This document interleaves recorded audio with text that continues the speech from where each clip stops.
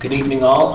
My name is Michael Toole. I'm the acting chair of the Norton Select Board, and welcome to Wednesday, May 11th Select Board meeting. Let the record show myself, Meg Arts, and Steve Hornsby are here, and we have Chris at the library, and Christine DeVoe is virtually with us. So with that being said, I would like to start the meeting with the Pledge of Allegiance. And Peter Wiggins typically leads us on this, so Here we go. Here we go. I pledge allegiance to the flag of the United States of America and to the republic for which it stands, one nation, under God, indivisible, with liberty and justice for all. thank you, Peter. Thank you, Mike. Okay. And we'd like to move into the public comment period. Is there anyone online? If you have something to say or have comments for the select board, please raise your hand or let us know. And I will also open it to the floor here. Please, do we actually have someone? And please say your name, and the camera's not going to rotate towards you, but just say your name aloud and your address, please. Stand at the podium. Please, yes. Okay. My name is Steve Warshall. I'm 34 years old. I've lived in town my entire life. My kids are going to be the 5th generation with my family in town. Lately, I've been trying to get into the politics, following along with the videos that you guys have been posting on YouTube, and just trying to participate a little bit. And I think I would be a good fit on the Economic Development Committee. I've applied. I've been talking back and forth with Cody. I've talked with Kevin Schneider over the past month or so before he ran, and I just feel like I want to get involved. So I've applied, and I don't know if there's any questions for me. We'll have, let me check to see the agenda on appointments. Yeah. Is this on there tonight? Yes. Actually, Steve, it is on our agenda. When we get to that point, we may just ask you to come back, and if we have questions, we'll save them for that. Okay, thank you guys. Thank you. Thank you. Thanks, David. Any other comments? Okay. Seeing no comments, I'm going to move forward with the minutes, and we do not have any minutes to approve right now, which I don't. That's never happened. Awesome. Yes, and at this point, I am going to move into appointments, resignations, and retirements. And see the resignation of the public health nurse. Should we read the letter, Mike? Or? Sure. Christine, do you have that letter in front of you? It's right here. No, I think typically what we've been doing is if somebody's in, I can already give a feedback. If somebody's there and has the letter, we've been doing it that Okay. somebody at the media center reads Yep. it, just so we don't have the feedback. Okay, perfect, thank you. Does Meg, do you want to read that? Sure. Could you read that letter, please? Christian Zahner, firstly, I would like to thank you for the amazing opportunity for being the public health nurse for the town of Norton. I have truly enjoyed my time here and have gained invaluable knowledge. I now have the opportunity to advance my nursing career and hereby resign from my position. My last day will be May 26, 2022. Again, thank you so much for everything. Jacqueline. Thank you. Tenaglia? Very good. Tenaglia. Mike, do you have any, is there any, I wanted to just thank her very much for her service. And has this been posted yet, Mike, or is It that? has not. Okay. Just got the notice on the 10th. Okay. And also, the next resignation is for the Economic Development Commission, and I will pass it over to Meg here. Dear Select Board members, as you may be aware, I undertook a successful write-in campaign for one of the many available seats on the Planning Board. As such, it is with great regret that I will need to step down from my appointed position on the Economic Development Commission, effective immediately, as I feel the time commitment needed to sit on both Planning Board and EDC would be too overwhelming, and neither deserves to be shortchanged. I appreciate the board's honoring me with the EDC appointment. With kind regards, Laura Parker. Perfect, and thank you very much, Ms. Parker. And we're going to move right on to the next, we have another resignation for the EDC. And this is really. This is going to be tiny challenging, he's challenging. print. I know. These are not readers, these are actually distant, so. Do you want me to stand over there and hold it for you? or- Yeah, maybe. All right, good morning. Hold on. Want me to take it on? This one? Yeah. Okay, not a problem. Sorry. Good morning, Mr. Deli. This email is to serve as formal resignation of the Norton Economic Development Committee, EDC. It has been my pleasure to serve the committee and the people of Norton for the past few years. I appreciate the opportunity to serve the community and would welcome the opportunity to serve again in the future when my schedule is more conducive to making the necessary time commitment required to volunteer to a volunteer position. I wish the committee continued success and support of the town and the people of Norton. All the best, Michael Mancini, 7 Reservoir Street. Okay, perfect. Those are the 2 resignations to EDC. Right behind that, we have 2 appointments to the Economic Development Commission as well.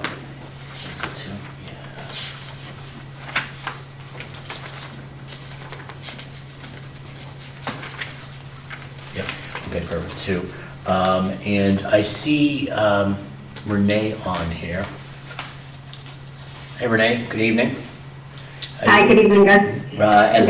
As the chair of the EDC, I'm going to give you the opportunity to introduce the two individuals that are for appointment. Sure, I appreciate that, Michael. Thank you. First, I'd like to say too, a big thank you to both Laura Parker and Mike Mancini.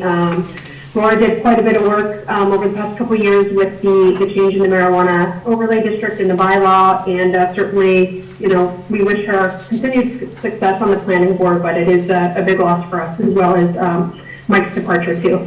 So I am happy to say that over the past couple weeks and couple months, we've had some conversations with others, and I know Steve is there in the room, but Steve has contacted us and actually attended a meeting just to see what the EDC was about, and he's expressed interest.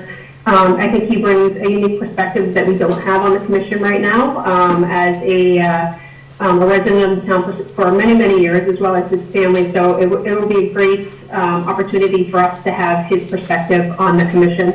Additionally, Julie Oakley has provided her letter of interest as well, and I think most of you know that she was on the planning board for the past several years, so she really comes to us with a wealth of knowledge, not only of the process for special permitting, which we have had discussions on, but also just her experience professionally as well. So it's a great honor for us to have both of them join, and I know that Julie was going to try to attend tonight. I don't know if she's on, if she's one of the 617 phone numbers, but I'm not sure if Steve wants to comment. I know he's in the room. Perfect. Let me just try to see, is Miss Oakley available? Okay, so I don't see that.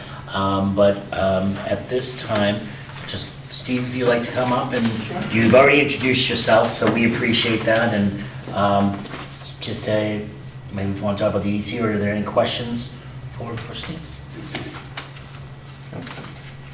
Okay. Steve, would you like to continue? I know you had the floor and introduce yourself prior, but... I mean, I'm fairly nervous on stage, but You're doing okay. That's all right. You're doing okay. Yeah, like I said, I've lived in town my entire life. I'm at 30 Waltham Road now. I think what her viewpoint that she's talking about is the fact that I've not actually been very economically successful in the past. My family, when the housing market collapsed, we lost our business, we lost our house.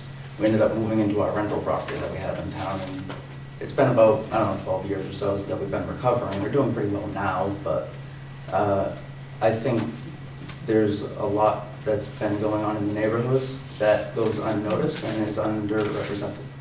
And I think that's the voice I'd like to put in. All right, I applaud you, I think that's fantastic. Yeah. Do you want to, Please. do you want to bring up your thoughts on village commercial? I think it's too big for most neighborhoods. Like CVS doesn't feel very villagey to me. as opposed to, we used to have Haskell's Pharmacy in town. On Reservoir Street, we used to have a laundromat that we could go to, and it was a place to be, a place for kids to hang out once in a while in the parking lot, get snacks. Across from the lake, we had a corner store, and they used to rent videos there and stuff. It's kind of changed, but there's still, now there's nothing within walking distance. I think the Village Commercial Project at the old factory, the Reed and Barton, sounds like a good idea, as long as it's mixed use and remains something for the community. Thank you. Meg? No, I think, like I said, I applaud you Yeah. for stepping forward and volunteering, because I think it's much needed. And I agree, I think having all representation is necessary. So, I actually lived on Reservoir when we still had the laundromat. No longer there. Simpler times. Yeah. Christine, do you have any questions? No. Okay, thanks.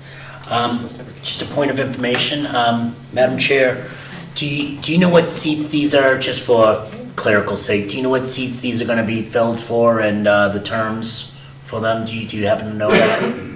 I can look it up, Michael. It's for the departure. It's the seats that are vacated from Laura and Mike leaving. Give me 1 second here and I can tell you.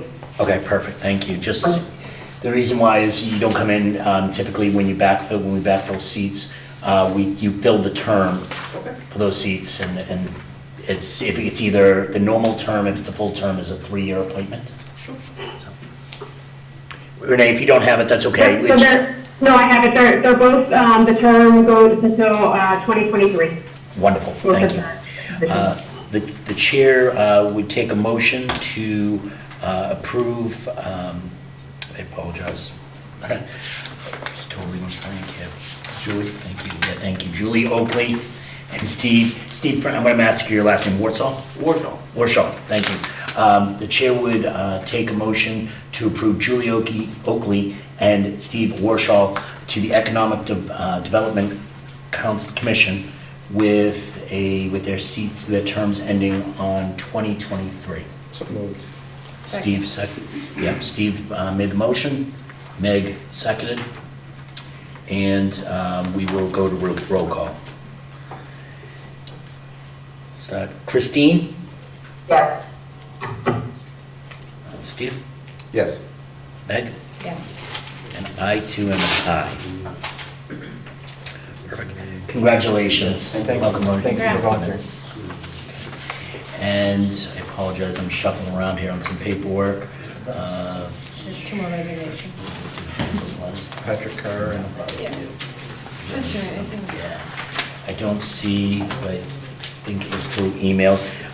The chair just would like to recognize the resignations of Patrick Carr and Catherine Carr from the Norton Water Bodies Committee. I don't see a resignation letter, Mike, or was there? There's a letter from the town clerk.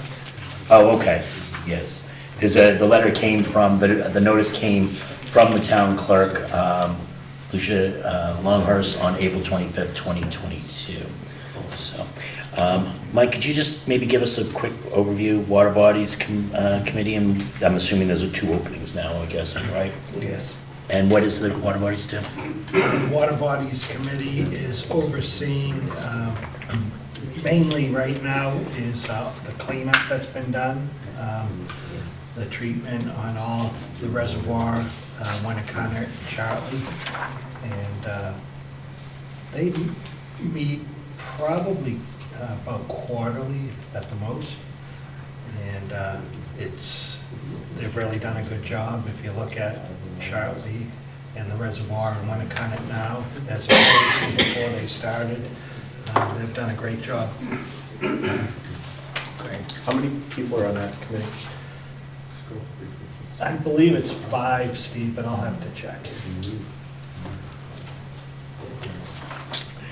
Okay, perfect. And if you are interested in the Water Bodies Committee, please send a letter of interest to Mike munits@nortonmaus.com or to this. Do we have an email, just SelectBoard? No. Or you could send it to myself as acting chair, mtool@nortonmaus.com. Before we get into licensing permits, we do have a public hearing, it looks like, at 7:15. Mr. Chair, before we go into that, just very quickly, Sure. Yes, Christine. if we could, Mike, add, if you wouldn't mind, for the next agenda item, could we go over all the committees and like just a list of all the committees in town and how many vacancies are in each list? It'll be very quick, just something to display. And just so we have that all together, we kind of keep a running tally. No, that's a good idea, Christine, because I think we've all lost track of what committees are open, what openings there are, what committees there are, and so forth. I do think we do have it on the town website, but I think our next meeting would be a great exercise to review all that. Okay. Okay. With that being said, the chair would like to open the 7:15 public hearing on petition of Massachusetts Electric Company doing business as National Grid and Verizon New England, Inc., doing business as Verizon to install a new pole 234-50, 55 feet, give or take, southwest of existing pole 235 West Main Street for the purpose of providing electrical services. You know what that is, Meg, exactly? I will not say that again. It was the Cumberland Farms. This is the pole of Cumberland Farms, okay? Mike, is the individual that's doing the presentation? Do a motion to open a second. Thank you. I'll So motion to open the public hearing. Steve has a motion to open the public hearing. Is there a second? Second. And Meg seconds. And the public hearing is open. Okay, and to open the public hearing, Christine? Yes. Steve? Yes. Meg? Yes. And I too am aye. Okay, the public hearing is open. Sorry for the choppiness, folks, kind of going through it the first time. So, is the individual from there? Or Is someone on from? Is someone on from National Grid? Yeah, I'm here. Oh. Hey, sir, how are you? Good, how are you? I'm well, thank you. I'm gonna just put the camera on this individual.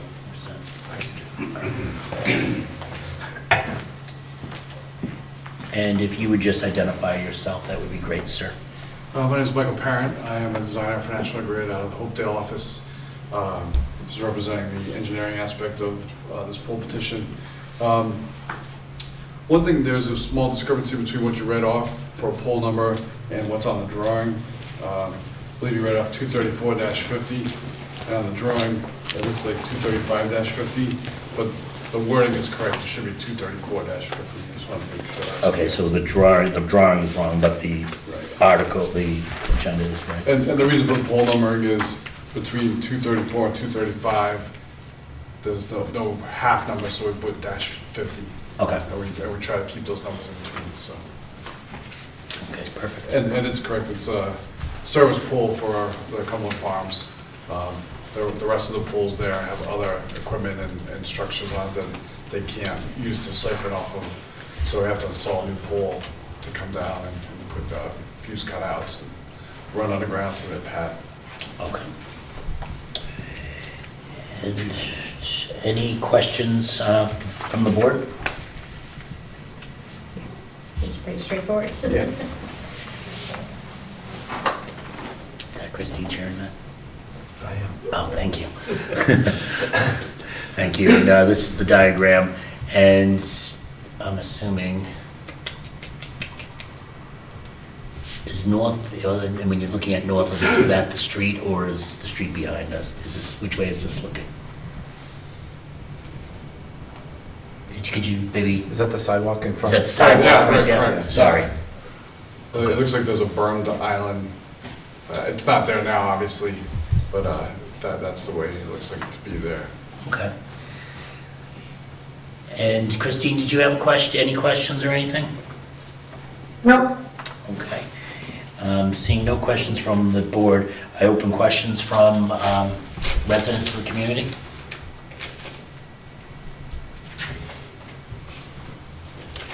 Seeing none, I do want to just go back so I can see all the residents, see, make sure no one raised their hands.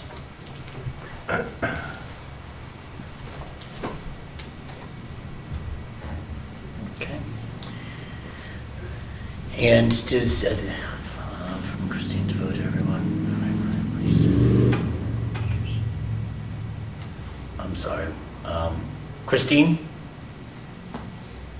Did you have a comment there? We couldn't read them all. I think you missed the message before. Someone was saying that the Cumberland Farms contractor, there's an issue there, so I asked them to please send us an email regarding the situation. Thank you. I appreciate you trusting me.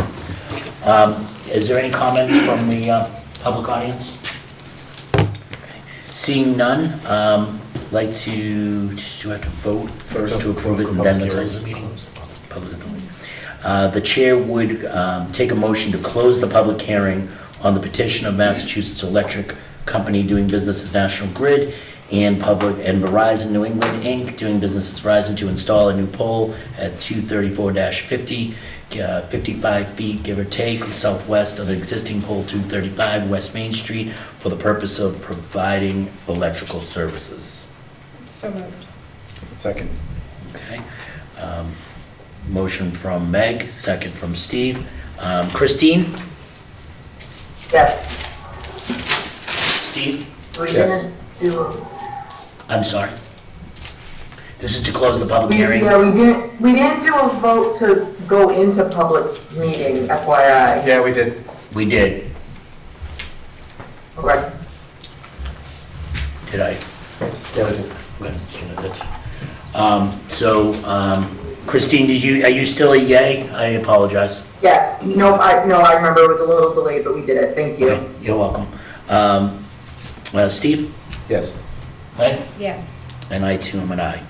Okay, now the chair would entertain a motion to approve the proposed plan by Massachusetts Electrical Company doing business as National Grid and Verizon New England Inc. doing business as Verizon to install a new pole 234-50.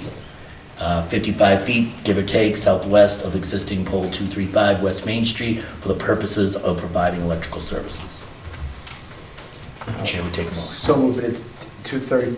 Did I not say 5:50, right? 2:30? I just want to make sure for the record. No, it's 2:34. It's 2:34-50 according But to the on the- wording, I think on the.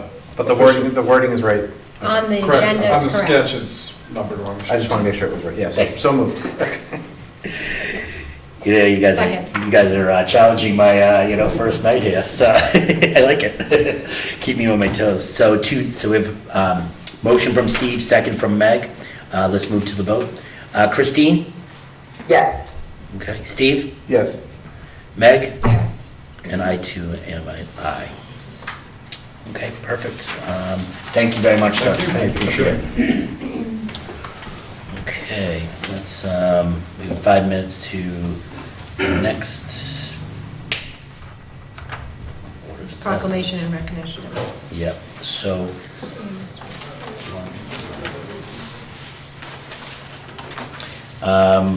Actually,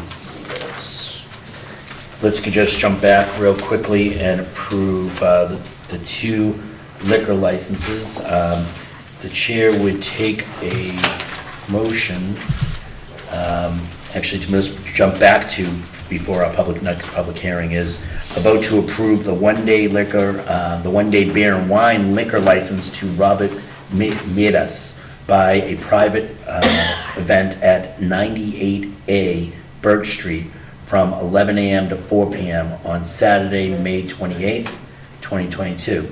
Do I have to approve these individually, Mike, or can they be joined jointly as it's the same applicant? I would do it. Individually, okay.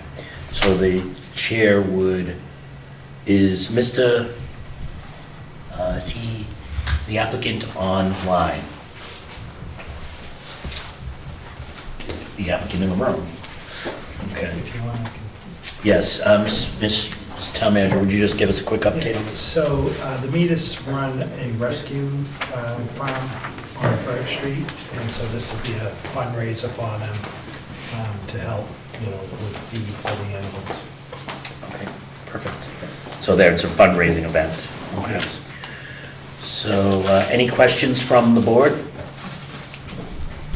Okay, seeing no questions, the chair would entertain a motion to approve the one-day beer and wine liquor license to Robert Madas for a private event at 98A Birch Street from 11 a.m. to 4 p.m. on Saturday, May 28, 2022.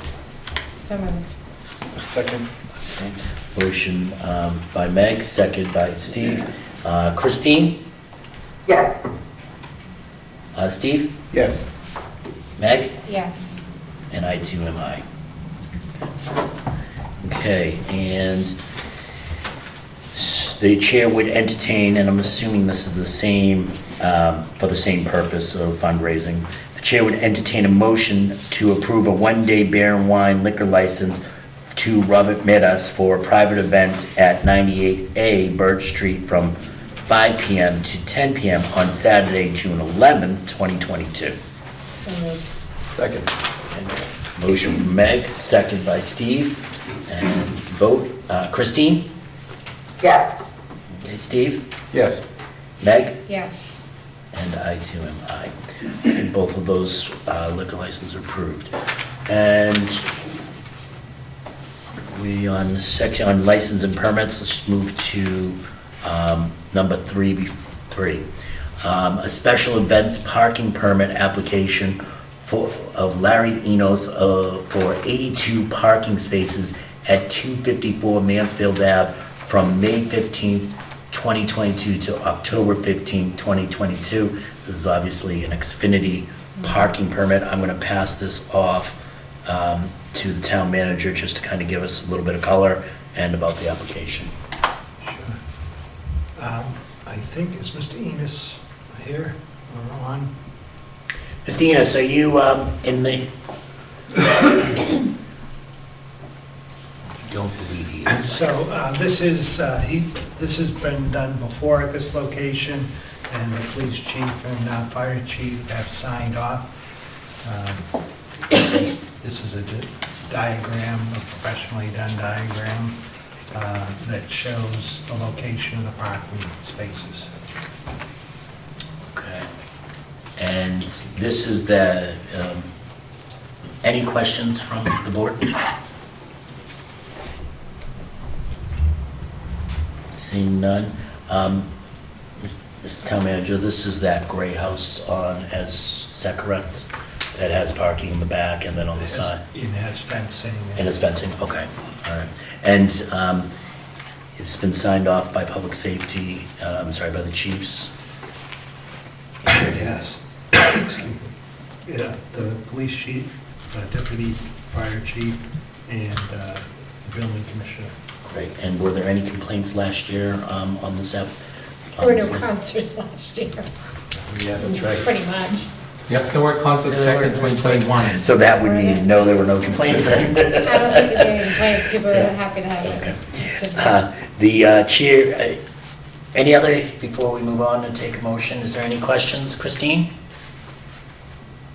Nope. Sorry that I keep calling you, I just want to make sure I'm not missing you. Don't worry. Oh, don't worry. You know I'll speak up if I need to say something. There we go. Hey, so the chair will entertain a motion to approve the special events parking permit of Larry Enos for 82 parking spaces at 254 Mansfield Ave from May 15, 2022 to October 15, 2022. So moved. Meg, motion by Meg, is there a second? I'll second, but with the, is your motion with the requirements, the chief clerk and, Yeah, okay, that's. great, okay. Were there You special? said there was.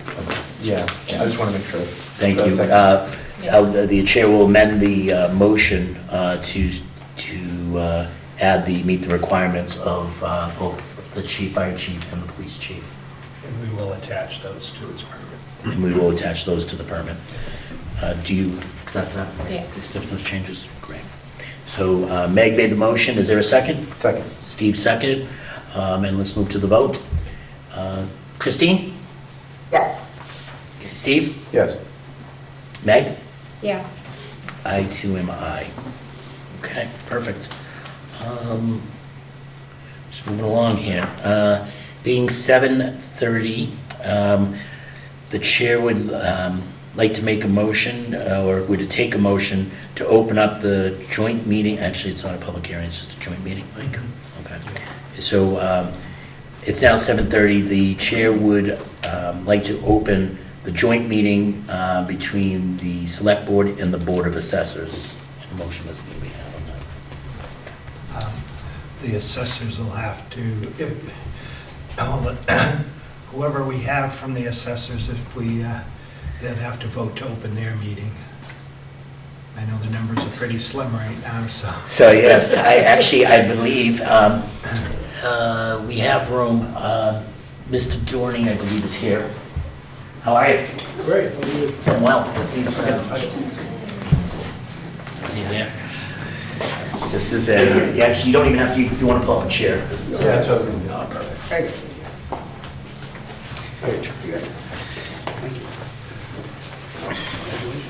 Hi, Miss Niche, your Samsung SMG950U. You're also on mute. Can we get... Unmute yourself, Denise. Hold on, she's working on it. There you go. Okay, I'm on. There we go. The chair sees Mr. Dorney and sees the treasurer. Assessor, sorry. The assessor are here. Do you want to make a motion to open your meeting?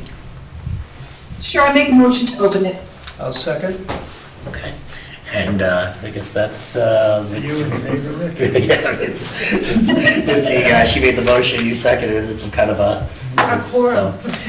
With that being said, we have a joint meeting to accept the appointments of two individuals that have applied, and maybe, Denise, maybe you could walk us through this? Sure. So we have two people. We have Michael Masone and Kristen Keating, who Kristen is a real estate agent, which is a great asset to our board. And I look forward to them being on the board. I think they're going to be great. Great. Do you want to, should we invite them up to introduce themselves? Sure. And, you know, we're going to have you, whoever that podium is, we're going to have it push forward a little bit, and that will get that into the camera as well. I think, maybe. Is that any better shape? Is it the top and pushing forward? Come on this way. There we go. Well, hold on, Mike. They almost there, Mike. This is getting You can real actually weird. kind of... I gotta squat down or something, or you Yeah. can stand up, no? Oh my God, that's hilarious. I'm the tallest assessor board member ever.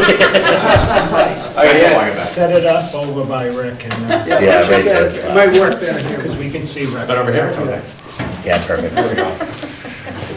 There we go. Makes more sense. There you go. So, let me just say, I apologize to both Rick and Denise for Mike just already. He's I'm only teasing. Mike, why don't you introduce yourself and... I'm Mike Masone. I'm here to help out with the Board of Assessors. I lived in Norton twice, once when I was very young, and now, after 15 years away, we're back, so happy to help out. Great, and are you involved in any other? Most of the work I do around town is youth sports. Other than that, I haven't done much in town. Great. Does the board have any questions? Select board? Do you have any questions? And the assessors, do you have any questions? Okay. And there are two votes, Mr. Town Manager? Okay. So do the assessors want to take their vote first? What, do you want to do one at a time, or we can do it at the same time? Do one at a time. Okay. Do the assessors want to take a vote first and then the select board will? Sure, for each appointment? For each appointment, Yep. yes. Sure. Make a motion to appoint Michael Masone to the Board of Assessors. Is there a Oh, second? I second it. Sorry, All in I'm not used to favor? that. All in favor? Aye. Aye. Okay. Congratulations. Thank you. Appreciate it. You guys can vote. And actually, before you go, the select board needs to vote. Thank you. A lot of procedural things today, Meg. So Yes. the chair would accept a motion to accept Mike Masoni to the Board of Assessors. So moved. Second. Okay, motion from Meg, second from Steve. We'll move to roll call. Christine? Yes. Steve? Yes. Meg? Yes. I too am aye. Congrats. Thank you. Thank Thank you. you for volunteering. Yeah, Mike? Here.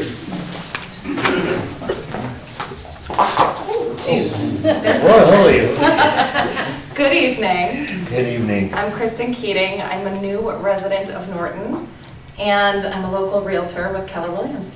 Nice. Great. Oh, thank you. Are there any questions from either board? Okay. Seeing none, I would pass it off to the assessors and to take a vote. Thank you, Michael. I'd like to make a motion to appoint Kristen Keating to the Board of Assessors. And I second that. All in favor? Aye. I, Unanimous. It was a tough vote. And the select board, the chair would take a motion to approve Kristen Keating to the Board of Assessors. So moved. Second.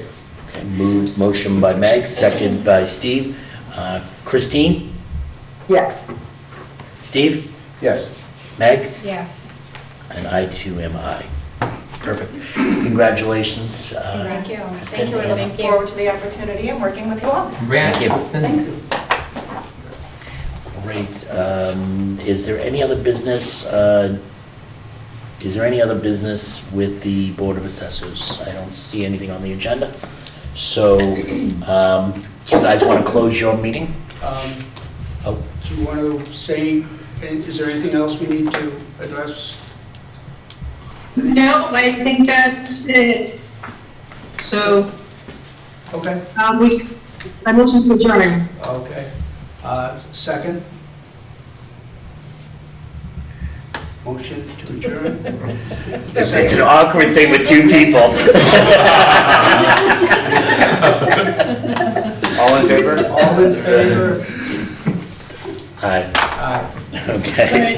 Thank you. Thank you all very much. Thank you. I wish the select board could adjourn right now. No, I'm only teasing. So, let me just regroup here. Okay, we are at Number 6. announcements. Actually, no, we are at announcements. Oh. We are at 6, the agenda item 6. So, announcements that we have. It's just the, The opening for Finance Committee. We have an announcement from the town moderator. Hello, Norton. We now have an opening for the Norton Finance Committee, and it's my responsibility to appoint someone to that role. The Finance Committee plays an important part important part of Norton's town government. It serves as a fiscal watchdog, makes important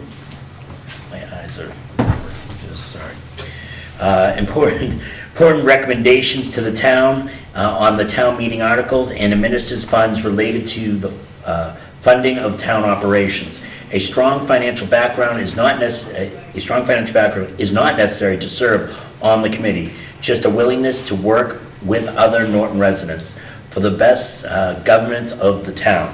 If you are interested, please feel free to contact Walter Eichel at nortonmaus.com, and you're welcome to send a resume or just a note indicating your interest. He will hold a Zoom interviews over the next few weeks with all parties that are interested. This is a great opportunity to participate and contribute to our town. Walter Eichel. Are there any other announcements? I think that's it. All right, perfect. I actually have 2 quick ones. Great, Christine. Norton High School Track and Field's doing a car wash and sneaker drop-off Saturday, May 14th, 10 a.m. to 2 p.m. at Valentine Tool on West Main Street.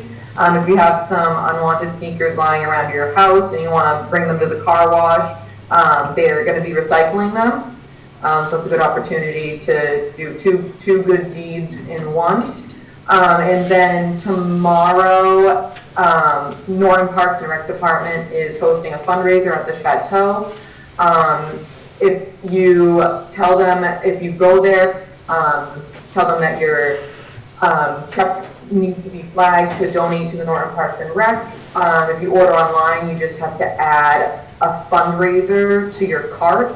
It's like an item on there. And then a percentage of it will be donated to the Norton Parks and Rec Department, with the major focus going towards the Founders Day for 2023. When is Founders Day, Christine? Is that 2023. Okay. Oh, It won't, so Christine, just a little, could you elaborate on Founder's Day? What, because I think people still think it might be on for this year and so forth. Founders Day is not happening this year for 2022.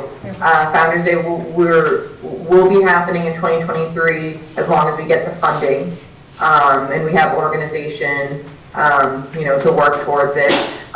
We've had multiple people reach out that they would like to have it, and a lot of people reach out saying that they would like to help establish it for next year. So we're very appreciative of everybody who's reached out. It's a really good way to just bring the community together, with music, events happening, for the day. So yeah. great. That's great. No, I think that'll be a sign that we're definitely over COVID, once that comes back. That's great, Christine. Thank you. And then I apologize, one last announcement. Weekend commencement is on the 21st, so plan accordingly on your rides around town. Great. That's right, Christine, I'm gonna be there for the weekend commencement on May 21st. Awesome. And I do have one other announcement. The Town of Norton notice for public hearing of proposed fiscal year 2023 operating budget. As part of the requirement, both the school and the town are required to have a public hearing regarding the budgets. This year, the town's budget will be May 23rd, 2022 at 7 p.m. It will only be remote participation this year, and the meeting ID will be on Zoom. I'm going to say the meeting ID, but it will be available on the website, the town website as well. The meeting ID is 639-151-9600, and there will be information regarding this public hearing on the town website. Yeah, Mr. Town Manager? And that is the town budget, schools, town, everything. That is the total budget. Yeah. Thank you, if I kind of separated the two. But I know that the public school had their first public hearing and then this. Okay, perfect. So this will be again, it will be on May 23rd, 2022 at 7 p.m. Okay, any other announcements? Perfect. We went from 1 to 4. That's great. But, okay, so moving on to new business. We're going to kind of take these because unfortunately our newest member was not available to make it one of our newest members was not available to make it this evening, but one of them did. So I wanted to first welcome Steve Hornsby. Congratulations, and if you would like to say something, this is something that we're going to repeat at the next meeting too, give Kevin an opportunity as well. But if you wanted to, the floor is yours if you wanted to.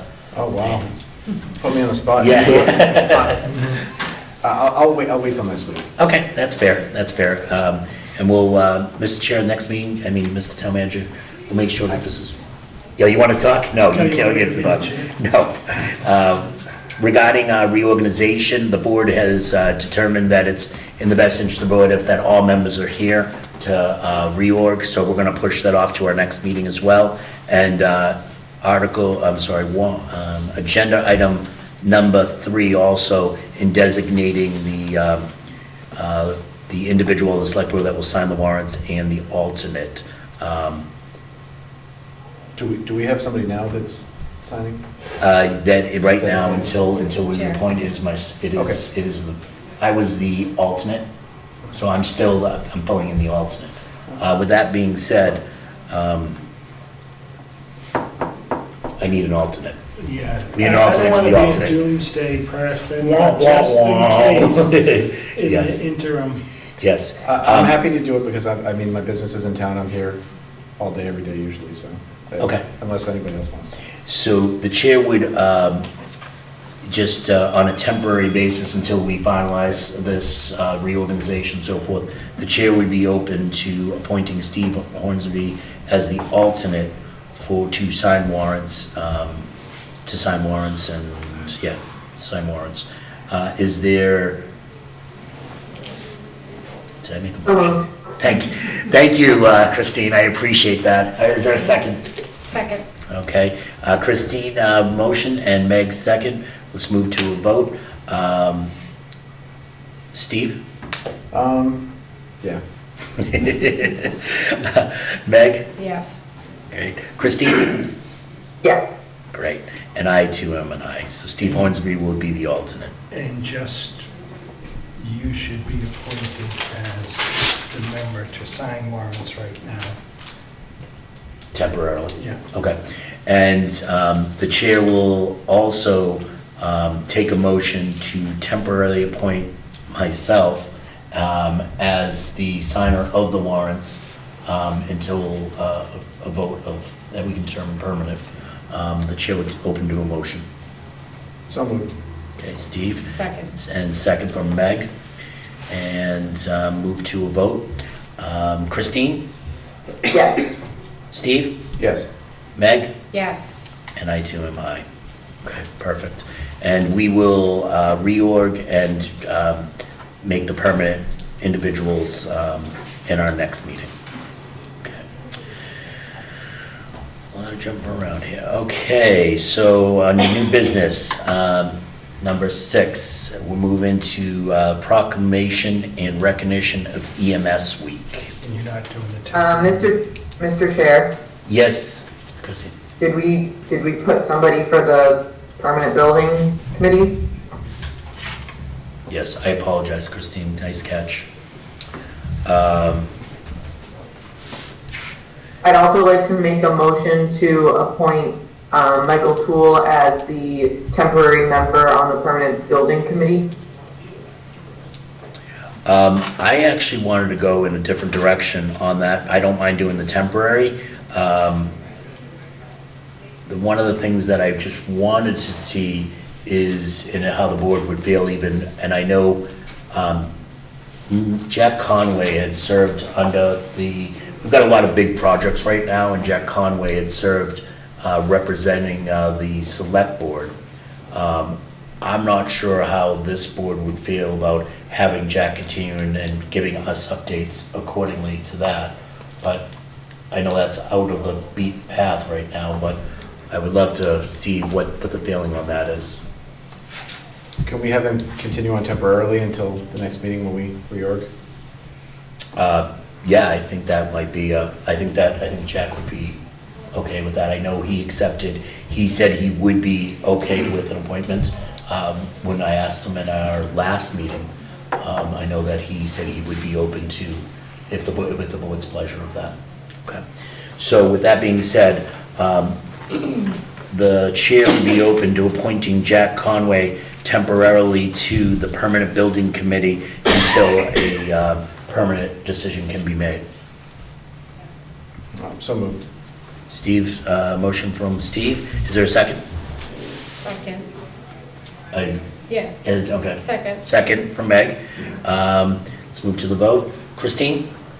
I'd like to have a discussion about that. Sorry, As Christine. Jack not being here, present, I don't feel comfortable just saying that he can continue that role. Okay. I know you said that he mentioned it at the last meeting, but that was 2 weeks ago, and a lot has changed in 2 weeks, so he might have changed his mind, and he might have been caught off guard. I don't know what his feelings were, besides that interaction at the meeting, but I personally don't feel comfortable without having his full approval. So if we'd like to, if the board votes for it, the board votes for it, but I don't feel comfortable without having a discussion with all the members for that. I don't think there's a meeting before your next meeting anyways. No, there isn't. Okay. There's no- Okay. Steve, will you? So I'll would you withdraw my withdraw? motion. Thank you. So Steve has withdrawn the motion, and the chair would be open, so, okay. Christine, I know that you had made a motion. Correct. Okay. Do you want to make that motion again? Yeah, I'd like to motion to have Michael Toole be the temporary member of the select board on the permanent building committee. So moved. Second? Second. Motion from Christine, second from Meg. Let's move to the vote. Christine? Yes. Steve? Yes. Meg? Yes. I too am an aye. I just want to, for clarification, your appointment of someone does not have to be a select board member, so in case that was a question. Okay, thank you for the clarification.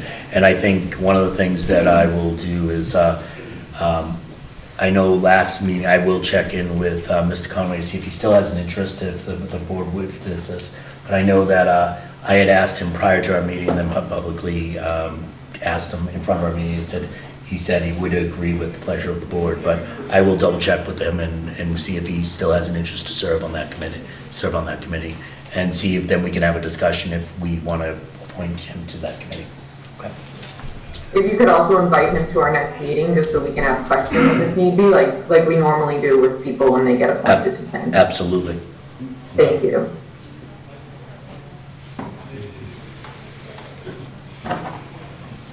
Excuse me, I'm sorry. Let me just...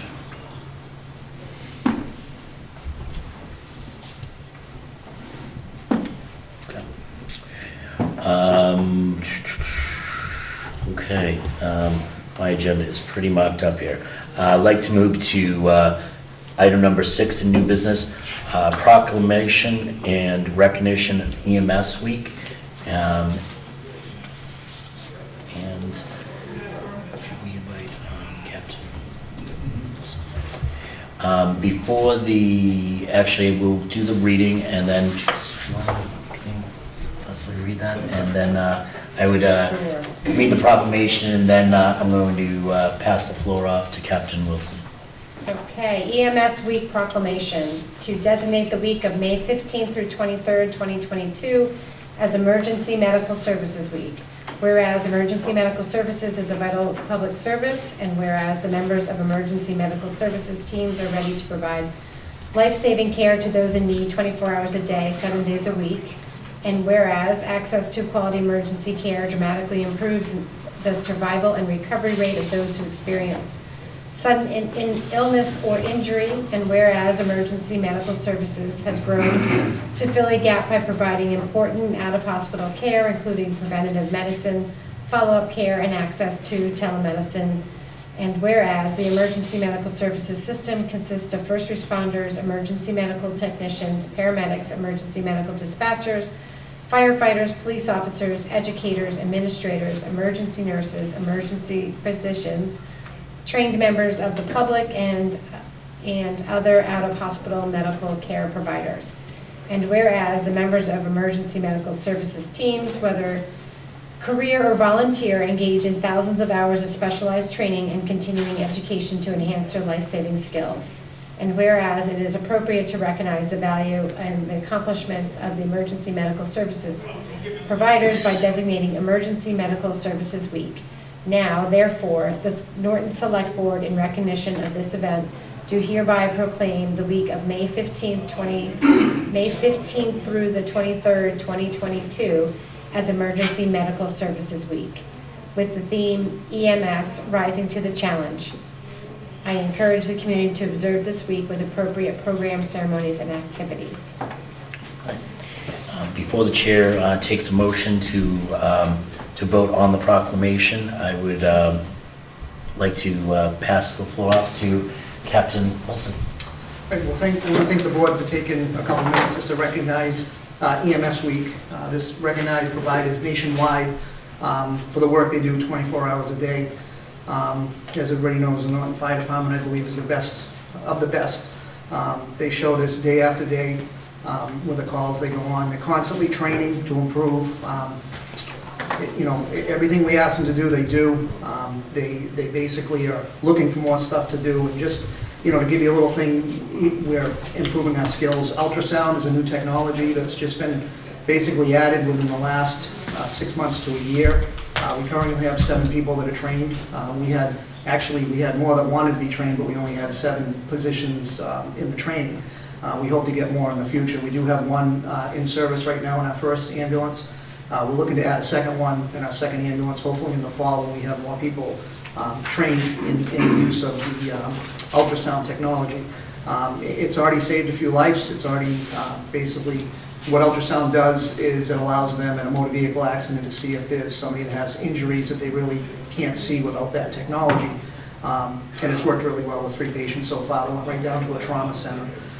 We also have 3 medical specialists. These specialists are they're part of the tech rescue team, and they have special skills in case there is some type of disaster or a collapse or things like that, that they have special skills that they can do different things that a regular paramedic can do in that situation. We have one paramedic that's on the Metrolex team, which is basically part of the SWAT team, the state SWAT team, that's able to go in there with the team and render the care to either police officers, whoever's injured at that point. There's also NARO's law that just came out, that just was approved. The state of Massachusetts is now, working under the protocols or coming up with protocols on how we can treat canines if they get injured in the line of duty. We're able to actually treat them and transport them to an animal hospital, which prior to this we weren't able to treat any animals, although we did. It just wasn't really allowed, so at least now it's allowed. Hopefully, they're hoping to have the protocols out within the next 3 to 6 months, so we'll know what to do. But on top of that, we actually have 3 members, the same members that have the medical specialists, that went to special training, advanced training, to treat these animals. They actually went to a 40-hour course that basically went over with cadaver dogs how to do advanced training on these animals. So it just goes to show that they're all willing, when something comes out, to jump right on it and do that. So, again, thanks for, taking the time. I want to thank a few people. My assistant, Captain Tynan, who helps me out as the EMS director. He's been, fantastic with everything I asked him to do. Chief Simmons basically supports everything we do. He had another meeting tonight, so he wasn't able to be here. And then, of course, the SelectBoard and Mr. Units for supporting everything that we've done as far as funding and stuff like that. We seem to come to him almost daily with different funding things as far as EMS is concerned. And then also all the members of the Norton Fire Department. Like I said, they're the best of the best. You guys have had Dr. Thornton here in the past. You've had other, people, and our department's known statewide as far as EMS. So I just want to thank you guys for your support. Thank you. Thank you. The chair, does the board have any questions for Captain Wilson? No, I just want to say thank you. You guys are tremendous. So, Captain, just real quickly, I'm not sure if the community knows, of the firefighters there, how many are EMS certified or paramedic certified or so forth? What's the breakdown? Yep, so currently right now, we have 34 paramedics, we have 6 EMTs, we have 2 that are in the paramedic program in various stages, probably will become paramedics within the next 6 months. So it's, something that we've really expanded in the last, say 10 years. There was a time when we only had a couple paramedics. In fact, I guess I can't go without, recognizing Kevin Schleicher, who was one of the first paramedics in the Norton Fire Department that just recently retired. So we have a lot of new paramedics.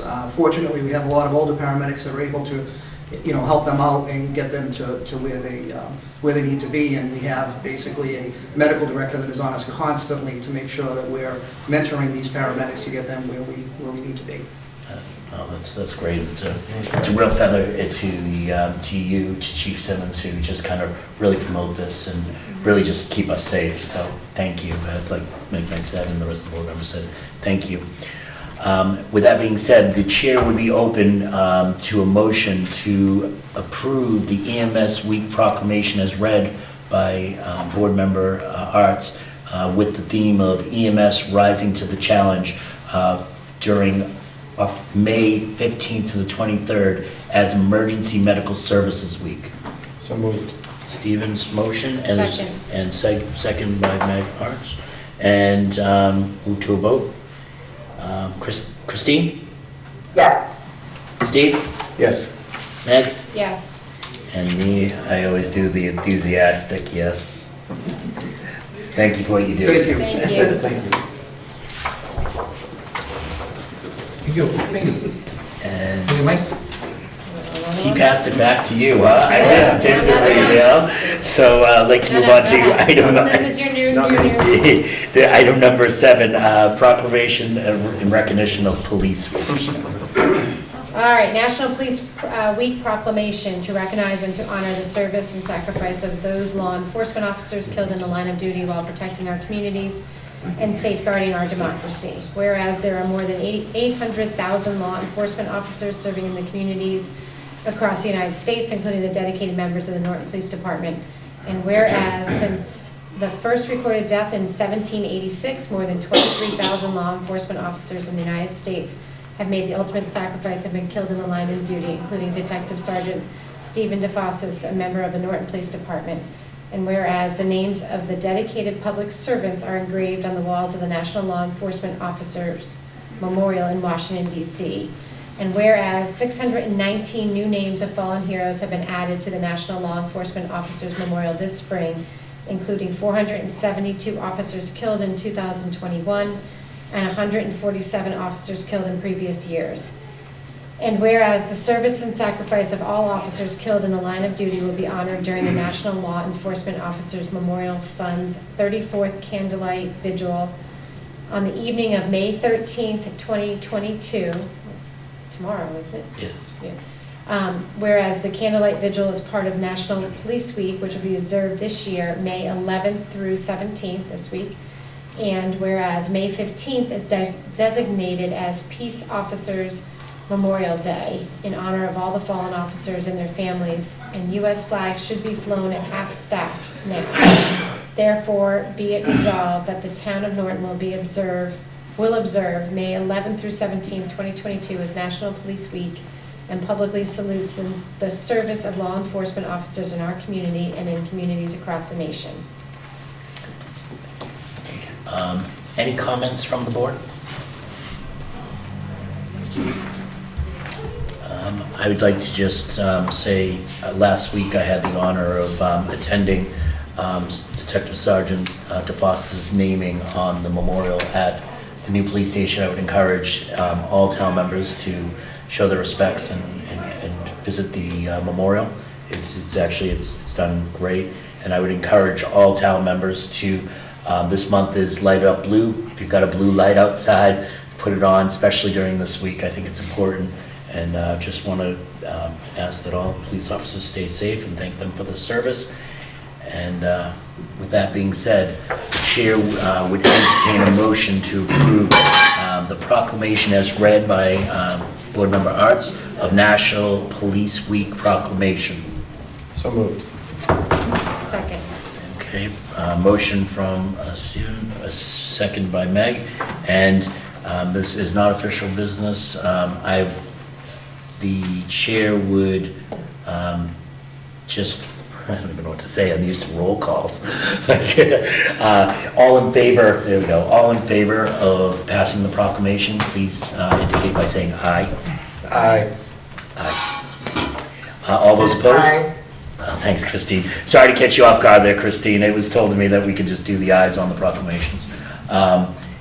With that being said, the Select Board does pass the proclamation as read of National Police Week.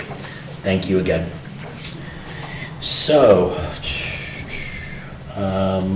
number 9 on new business, Norton Public School Department. Permanent Building Committee. I apologize. I'm just trying to jump through this. I keep skipping over the Permanent Building Committee, which is not a reflection of my feelings, but Permanent Building Committee project update. Is the town meeting? No, right behind you. Hi, how are you? Good, how are you? Good. And the floor is yours. Okay, Madam I Chair. would like to call the Norton Permanent Building Committee to order. We've got 3 members here, Jim Slattery, Robert Briscoe, Mark Hersham, myself, Dinah O'Brien, and our owner's project manager, Steve Kirby.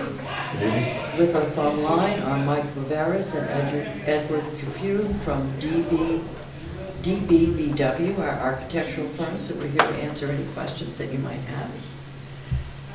Just wanted to bring you up to date as to where the projects are so that everybody in the community can hear. By way of a timeline, we hired our OPM, Mr. Kirby, in October of 2021. Our designer was hired in January of 2022. We held user group meetings with town hall employees in February and March for schematic design, as well as the senior center, and we did tours of the Walpole and the Situate senior centers back then. Schematic design for the senior center is complete. The town hall schematic design is estimated to be completed by the 20th of this month. Designer is currently in design development, then going on to construction documents. The senior center bid is scheduled for early in the fall, or at the latest, the late fall of 2022, with an approximate start then and a 12-month duration of construction. The town hall bid will go out in the winter of 2023 for a spring 2023 start, approximately an 18-month construction. As of right now, the total project budgets for both of the projects, which was voted at the May 8th, 2021 town meeting, was based on conceptual designs with $11.11 million for the senior center and $23.92 million for the town hall. The town hall budget also holds in it an extra $250,000 for land purchase. Both budgets are expected to absorb the currently high fluctuating construction market, which includes extended lead times. For example, the generators for both buildings are a 12-month lead time for delivery after we release the order to purchase. So things are getting tight, but we have done a very good job of keeping a sharp pencil, and we are currently within the budgets. The things that we're basically coming here tonight to discuss with you are other concerns that we have discovered working through this project that are not affiliated with the construction cost, but will have a direct effect upon the town of Norton. And the first one is the sewer line for the town hall. Anticipated to tie in to a system across from the town hall over at North Cottage, which was part of the original plan, is not viable. The tie-in is privately owned, and after review by our highway and DPW departments, has been found to be insufficient, and there are some problems with it. So it's no longer an option to tie in. We need lead time for design of a new tie-in, and Weston and Sampson is doing the study to see what it will take, but we will have to continue, and this is outside of the scope of the construction project. Our scope is to bring the sewer line from the new town hall to the street to tie in. So that's all the money that was appropriated. The town is going to have to find some money to tie in. We've identified a couple of options, just off the top of the head, nothing carved in stone, which is to go across Pine Street and come out by Wheaton. There is a manhole located at the junction of 123 and 140. And then going completely across 123 into the college, into their flow. But these are costs that are not appropriated within our funds and will need additional funds from the town. We can't open a building without a sewer connection. The next problem that we have identified, which is going to need to be addressed outside of the scope of the construction project, is file storage. We were pretty much astounded at the number of file cabinets that are crammed into the existing town hall, which contain documents that your department heads need to access in order to do their jobs. In the new building, there's no room for these excess file cabinets that hold the historical and background data. So it is, and I know I've lived in Norton for 30 years and we've talked about it for many years and we've always kicked it down the road. But now is the time to think about document conversion into digital format. We have reached critical mass. If we don't move to looking at digital storage, the town's going to be forced to rent space to house filing cabinets and drawers. So you need to appropriate some sort of fund somewhere for retrospective document conversion. The other thing that was identified in our end user studies is the police department does not have a secure fence. There is no fence securing their site that is restricted to police cruisers and public safety officers. The entire parking lot is open to the public. And if you go into other communities, you will see fenced-off parking on some location on a police department site that allows them to park their cruisers safely, to transport prisoners safely, and to conduct their business. Norton needs to provide funding for such fencing, especially since we are moving to a campus situation. And the last thing that we have identified is fiber optic line for both the town hall and the senior center. The loops that are currently available in town do not go up Mansfield Avenue to the proposed senior center, and they will need to be brought online with the rest of the town, as well as anything that needs to be upgraded for the town hall. Again, these funds are not in the building construction, but this is a problem that the town is going to have to address. And I don't mean to be standing here as a harbinger of bad news, but when you do start a project, other things crop up and you realize that they need to be addressed, and now is the time to address these issues. So we're here to answer any of your questions. Big question, do you have numbers associated with this? No, these are just things we have identified that the town needs to look in. It is totally these are totally outside of the scope of the building committee. Got it. So, only thing we can tell you is that it's here. So, We've started Weston Sampson has started the study, so that's moving forward. And they're anticipating having a report based on their study in June. But that does not include the design and doesn't include doing an estimate. It's just a study to recommend which one of the options to tie in is the best. Okay. Steve, do you have any questions? Or Christine, do you have any questions? No, my only question was about the amount, but Diane already answered that. Steve?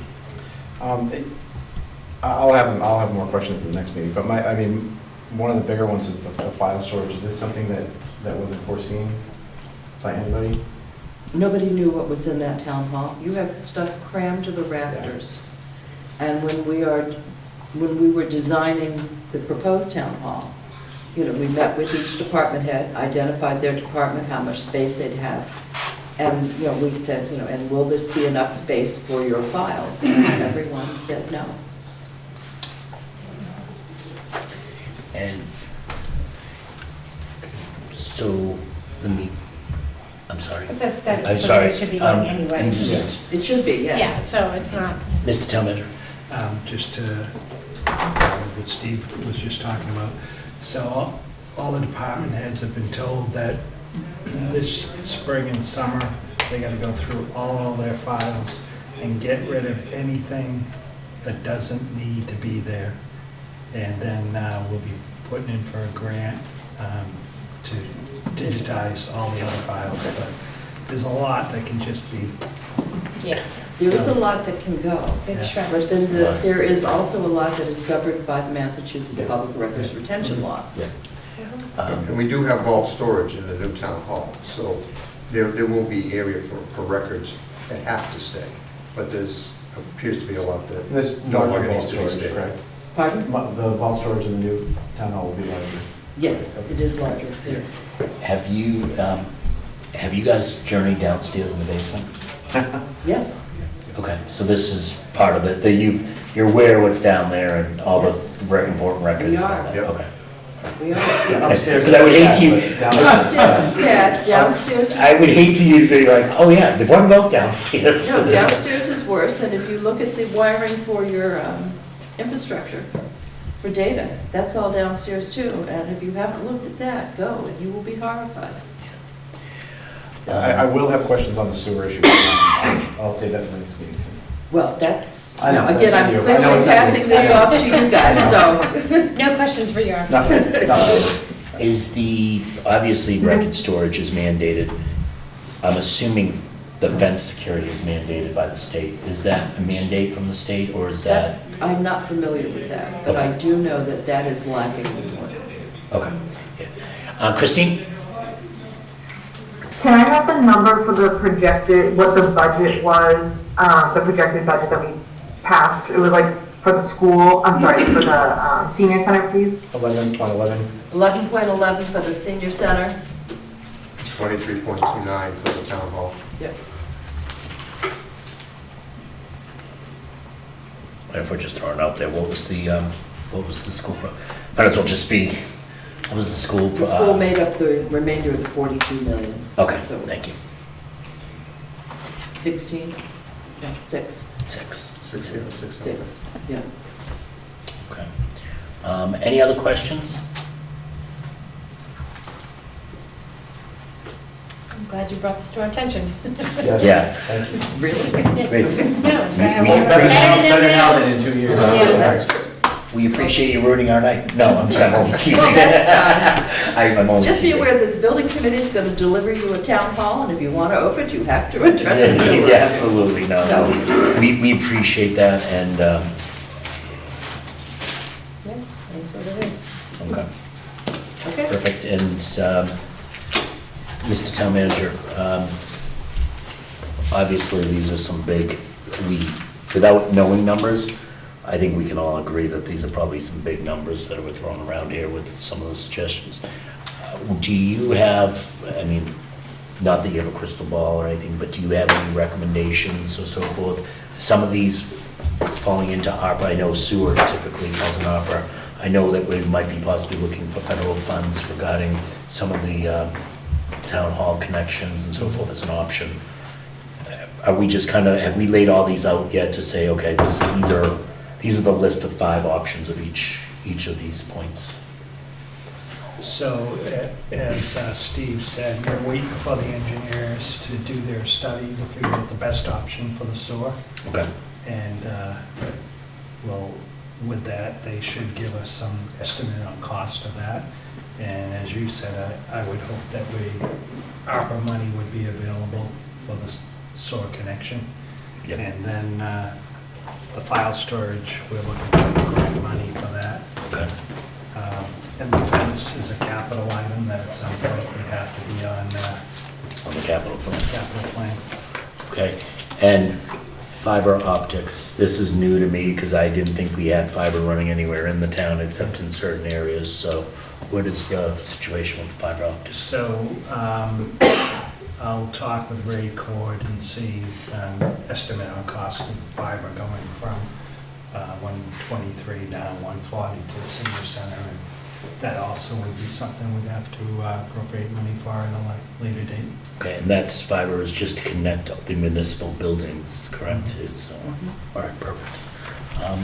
Any other questions for is a community question from Peter Wiggins? Yes.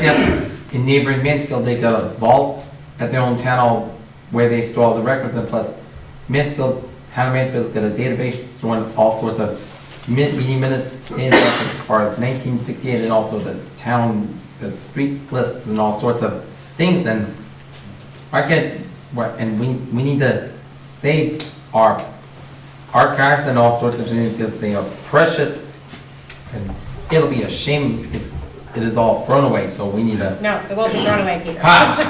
Don't worry. Okay.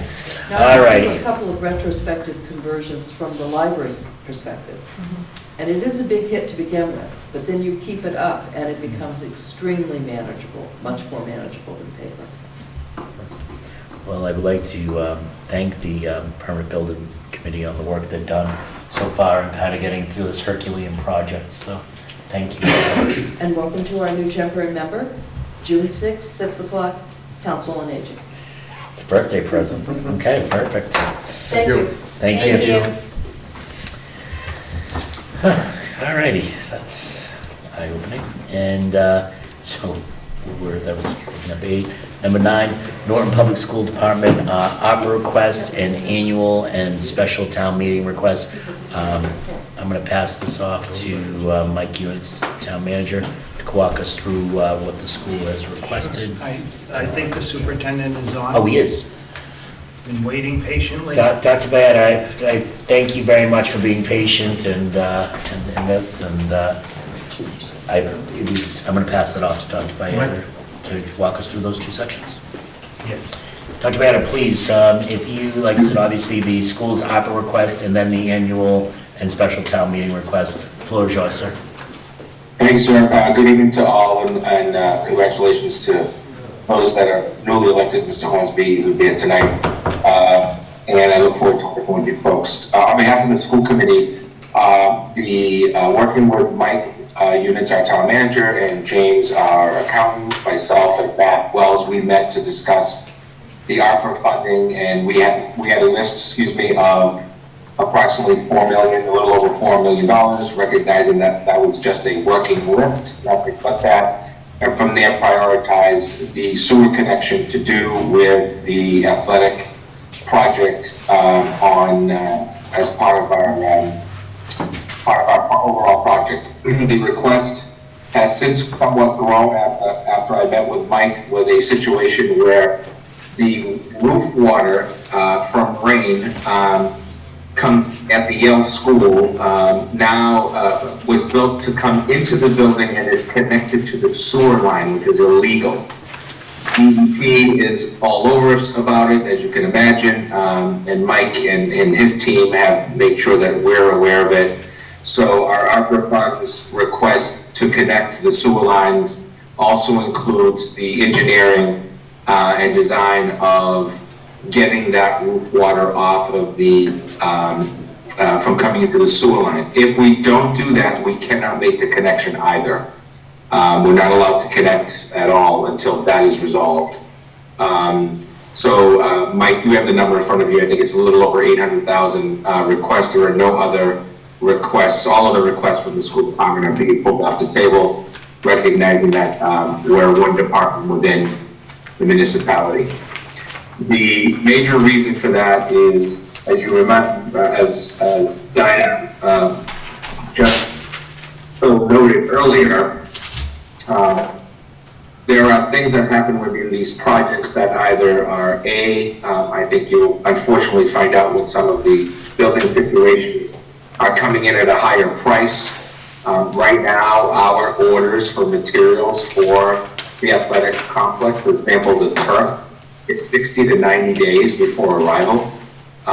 It would never be that amount of time. It's already on order, by the way. We're working already moving forward. We started to break ground this week. We'll really truly break ground next week on the complex. So if we were to be granted these funds through the select board, then what would happen is the sewer line would stay underneath there and it'd cut off on both ends and nothing else has to be moved, so on and so forth. If we don't get the ARPA, there is an article for the, Michael, is it within the regular town meeting or the special? Would be regular. It's in the regular. And it's the regular. More than likely, that would be withdrawn. Recognizing the opportunity to borrow on this item has become pretty extensive. So it's either going to be coming through the support of the ARPA funds or more than likely withdrawn, which means that the school department at this time would not connect the Yale and the high school. We would have to come back at a later date, which would probably also mean it needs to be more expensive. However, we would still be seeking at some point, probably no later than the fall town meeting, the money to remove the I&I removal from the Yale school. So we're in a pickle because of that connection situation at the Yale school. That is new to this whole situation. The other article that you have, I believe Matt Wells, my business manager, is on tonight. It is I think it's within the special one, Yes. and that is the MSBA project. Yeah. This is from the high school project, and Matt, if you want, I've been working with the MSBA for months on trying to resolve this issue. It's basically, as we see it, a very simple clerical situation. Matt?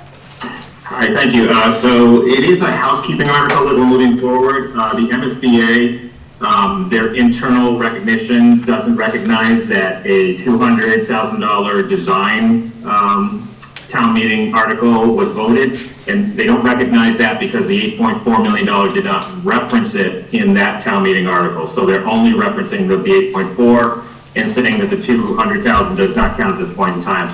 So we have to do what is basically just a housekeeping, which combines the two articles to recognize it as an $8.6 million project. And this is required for MSBA to be able to close out this project and shut down and be done with this window and door project. Sorry, I was about to say, Mr. Chair. I apologize. Are there any, let's take these one at a time. Matt, now we got you right here. Let's take the questions that the chair might have with you regarding the special town meeting article. Are there any questions regarding the windows or so forth? So, Christine? I'm sorry, I can't see you, so do you have any questions for Matt? Or Mr. Wells? No. Okay. Matt, if I'm not mistaken, this was part of that litigation pushback and so forth. Is that correct? And this is closing the gap in that? This is, yeah, it's really, it's really just, MSBA can't close out the project with the number of 8.4 million, and they don't recognize that 200,000 being part of that. Okay. Even though the town clearly voted both of these and obviously wanted both of these to move forward as part of the same project. So they need us to put this article forward that gives them that housekeeping and allows them to use the 8.6 million, which is 8.4 plus the 2, to move forward. So it's part of the entire project and just getting it closed down. Okay, so it's just an additional $200,000.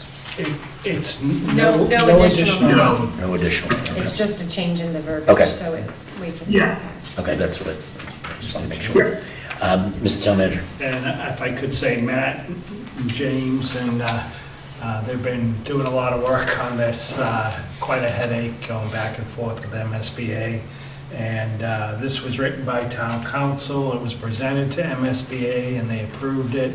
And also bond council has approved this article. Yeah. So what we'd be asking you to do is we do have an opinion from town council, because we really want to get MSBA to close this project out, so everything will be finalized, and we need this in order to do that. Town council, I asked for an opinion, and town council had advised that you could add this to the special town meeting warrant. Because it's previous year. Okay. And even though the warrant is closed, I asked her, how does that happen? Should the select board can insert an article in the warrant? Okay. All right. So to do that, we would need to pass a motion to add this special article to as written here to the special town meeting. Any other questions regarding the special article? Again, I'm going to ask you, Christine, because I can't see you, I apologize. Michael, you don't need to see me on camera. I said previously that I would speak up if needed. Thank you, I do appreciate that. Okay, with that being said, the chair would take a motion, would accept a motion to place, what's the article called, Mike? To add the, this article concerning the window project. Okay, that's we don't have an article number. Oh, it is on Article 7. Okay. The chair would take a motion to add to the special town meeting for June 7th, 2022, as written and proposed here regarding the windows and the doors project in conjunction with the Massachusetts School Building Authority Elementary School Project, as added to the $200,000 appropriated under Article 19 at the November 10th, 2017 town meeting, for schematic design for the elementary school project for a total project cost of $8,676,971, or take any other action relative thereto. So moved. Second. Motion from Steve, second from Meg. And we move to a roll call vote. Christine? Yes. Steve? Yes. Meg? Yes. I too am I. By the way, Matt, thank you very much. I like you much better in a scally cap than the suit. I thought about it tonight. I had the suit on, and I said, you know what, I'm getting it. Okay. With that being said, I would like to move back to the discussion regarding the ARPA funds. Just move back there and hold on a second. I have it in front of me. So, this isn't a decision or a vote tonight, but I did want to open up the discussion regarding the school department's ARPA request. It's submitted originally the $4 million of ARPA, but then has taken that off the table, and is now proposing the two projects that equal $800,000, give or take. Yeah, right over $800,000. Any discussion regarding this? So, and I'm not sure, Dr. Bader or Matt Wells, the two questions I have that I just curiosity. I know that you guys are proposing, because of the costs of supplies and so forth, the $500,000 was originally slated in the override, is that correct? We put originally into the project. Project, I apologize. Yeah, I shouldn't have called it override, it was a debt exclusion too, I apologize. We originally put the connection into the project. It was very early on when the bidding process from Gail giving us the schematic designs and all that stuff, that the discussion with the entire group, meaning the athletic complex committee and the school committee, about the sewer connections either not being done because of the cost. Right now, we have a contingency of a little over $200,000 versus a contingency that we thought was going to be somewhere around $800,000. So there's your swing, and then added to that is the I&I at the Yale School. And we are not legally able to make a connection, regardless of money, without taking care of the I&I first and foremost. So Michael, to speak to your question, at the May 8th, 2021 town meeting, right around 31 minutes, I noted to the community the entire project, and I did note that the connection would be part of that project. Okay. Earlier tonight, we also heard about things outside the scope and or more expensive than needed. What school committee is doing with this project on our side is we are not seeking at this time funds from the town unless we're going to be utilizing the ARPA funds, unless the school committee decides to make a different decision because of that. Because it is a significant amount of money, it's $800,000.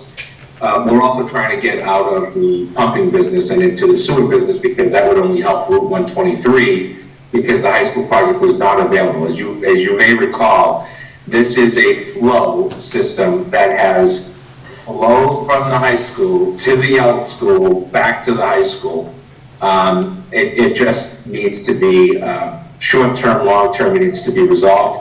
If the intent is that ARPA is not the way to go, then I'd recommend to the school committee to withdraw the sewer connection and come back for whenever there is money available to borrow and do it later. However, that said, the I&I situation must be resolved. We will not be able to continue to allow that to happen, regardless of what happens with the sewer connection. Okay.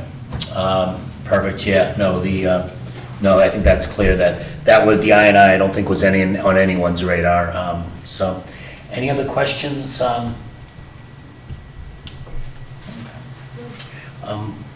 Like to, Mr. Town Manager, what is the,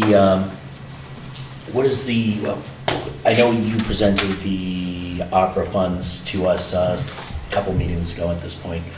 What is your time frame for opera presentations and votes and decision-making?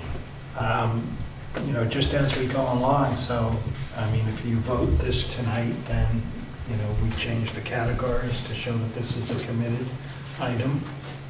And, we have 50% of the money, and we'll get another 50% July 1.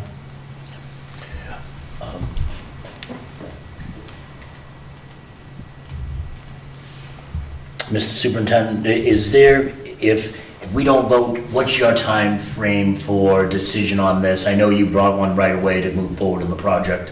What is your, are you guys stand still unless we make a decision regarding the opera funds right tonight or in the next week? Or what's the decision process of what the school committee needs to know one way or the other? Yeah, our time frame has some flexibility in terms of the project which is underway. When they start tearing everything apart, they're doing both the current high school field and behind the yell. So the fact of the matter is that unit, that sewer line would stay underneath there, and it'd be shut off on both ends and just stay there. You wouldn't. It cost you more money to dig it out at that point, and actually probably increase this cost.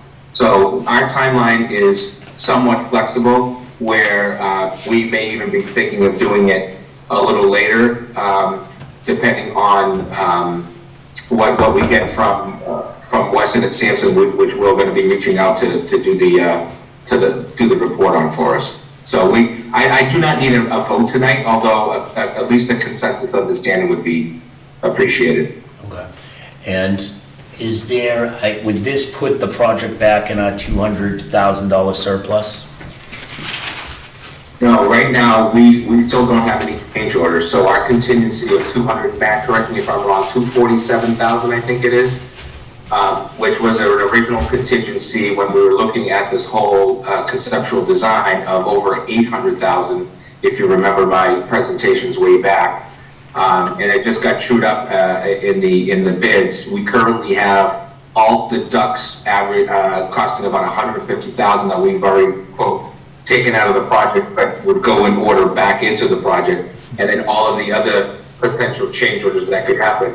If we don't have the money to make those change orders, then we have to make the difficult decisions of not doing something, which is exactly what we did in the 5-phase renovation of the high school.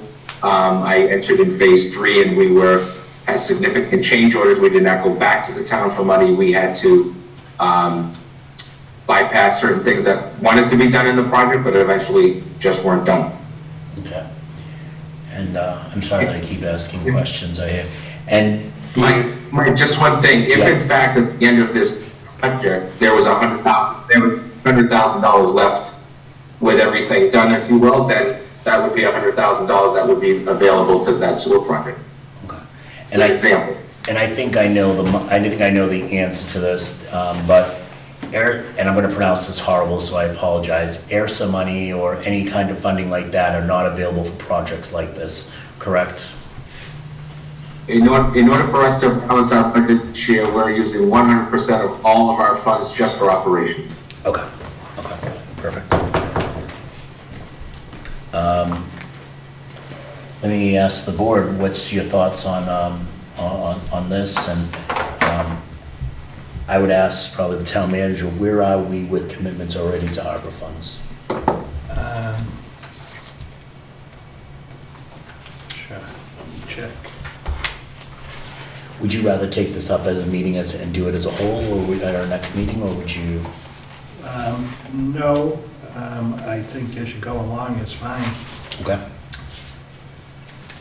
Right now, committed is $326,808. Okay. And this is of the total, where the total again was for we've already committed to the Bristol money for water and sewer. So $2,087,928. Okay, perfect.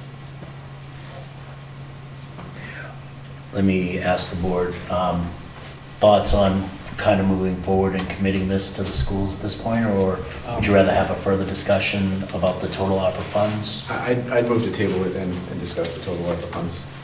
Okay. I agree. Christine agrees, and? Yeah. Gotta take it in all context. Okay, perfect. So with that being said, we're going to put this on probably one of our next agenda meeting agendas to try to look at the total opera funds that are available. We appreciate the presentation, and I think that's where we are. I'm fine with that. Thank you, Mr. Chairman. Thank you, Dr. Bayetta. Thank you, Mr. Wells. Thank you. By the way, I like the scally cap much better than the suit. Thank you very much. I knew you would like it. Thank you very much. Okay. I've lost, where's my agenda? There we go. Okay.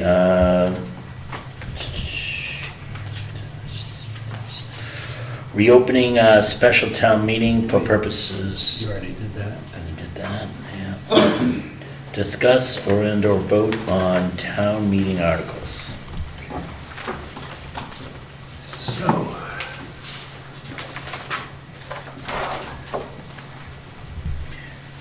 I'll just review with you some of the ones that the Finance Committee has voted on, and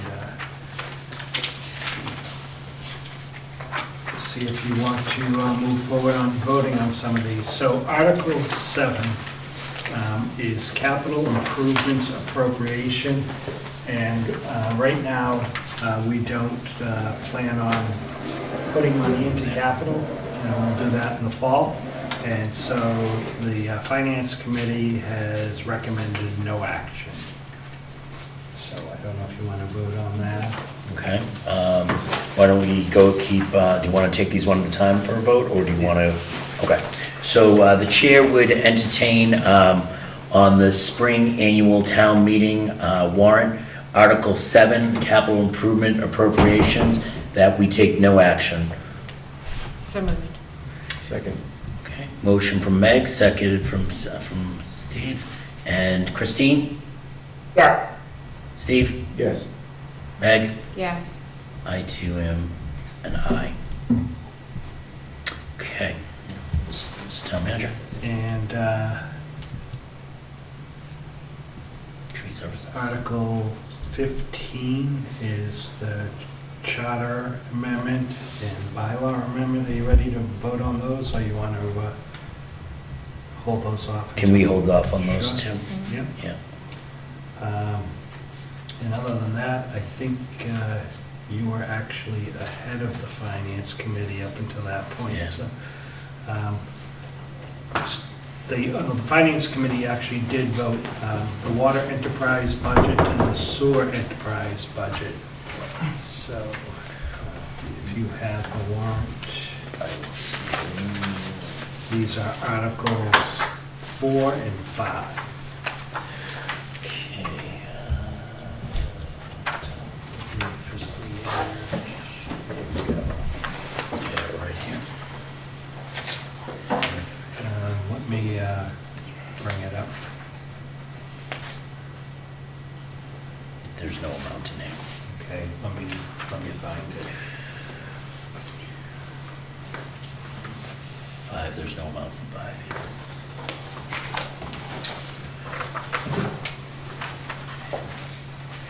Actually, this might have it right now. This has it.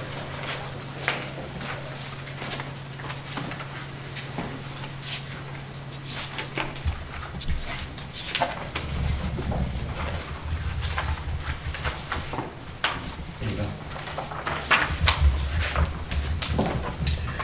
Okay, the chair, we're going to vote on Article 4, the water enterprise budget.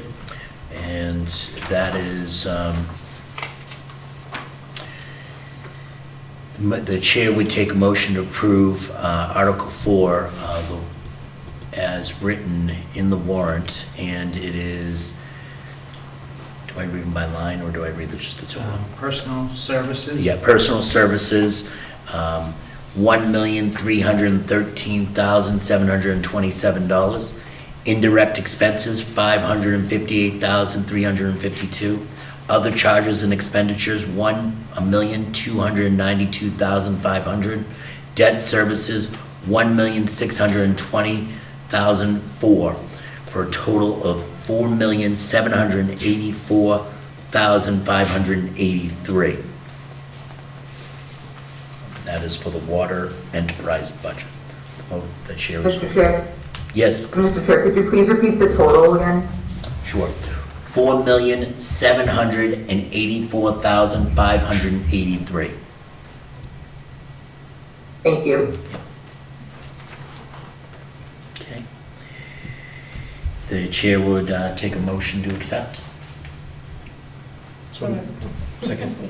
Okay. Meg, motion, Steve, second. Christine? Yes.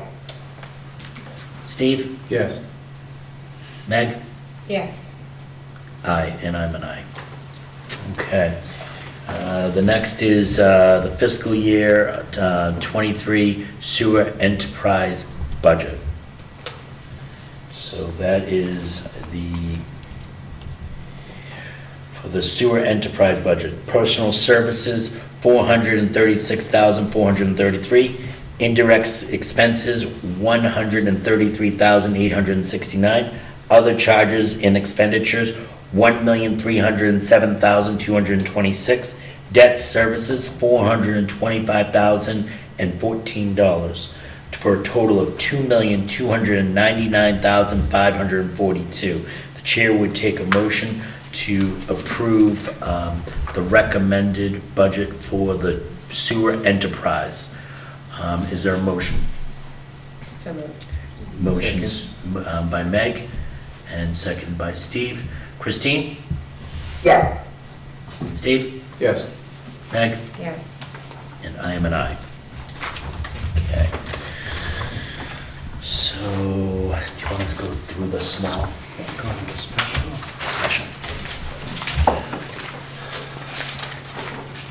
All right, we're going to use some of the special articles. Excuse Yes. me, before we go to the special, I just have a question about the article, hold on, Article 18. Petitioner to adopt a town motto. I know that Dan had went to the FinCom meeting on May 2nd, and I think the recommendation was that FinCom wanted to hear what the select board thought, and they ended up tabling it. Have we reached out to Dan to come to the select board meeting to discuss this? I'm going to pass that question to the town manager. I did receive an email from Dan, and I wrote back to him, and I haven't heard from him. the email that he sent to me, it seemed like he was going to withdraw the article, so I have asked him to, whether that is in fact what he plans on doing, so we can discuss it and have him at the next meeting. Okay, thank you. Okay. And we're going to move to the special town meeting, and prior year bills.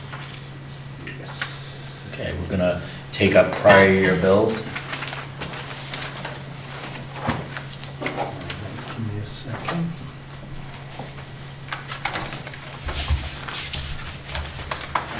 Which is article number 1. And do you have that? Yeah. I don't. Special, paid bills, unpaid bills. Yep. So on the special town meeting on June 7th, prior year bills, we have unpaid bills, account number 001-175-57, planning, the Sun Chronicle advertising, $1,377.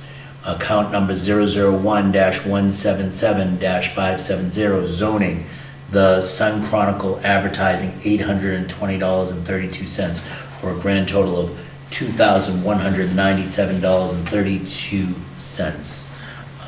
The chair would take a motion to move, to approve prior year bills as read. And the finance committee did vote to recommend from free cash. Their number's different though. Yeah, I was gonna say that. Yeah.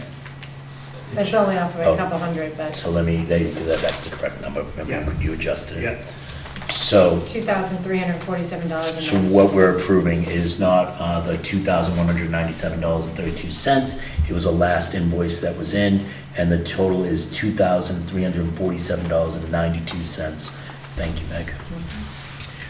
The chair would accept a motion to approve. So moved. Second. Okay. Motion by Meg, second by Steve. Christine? Yes.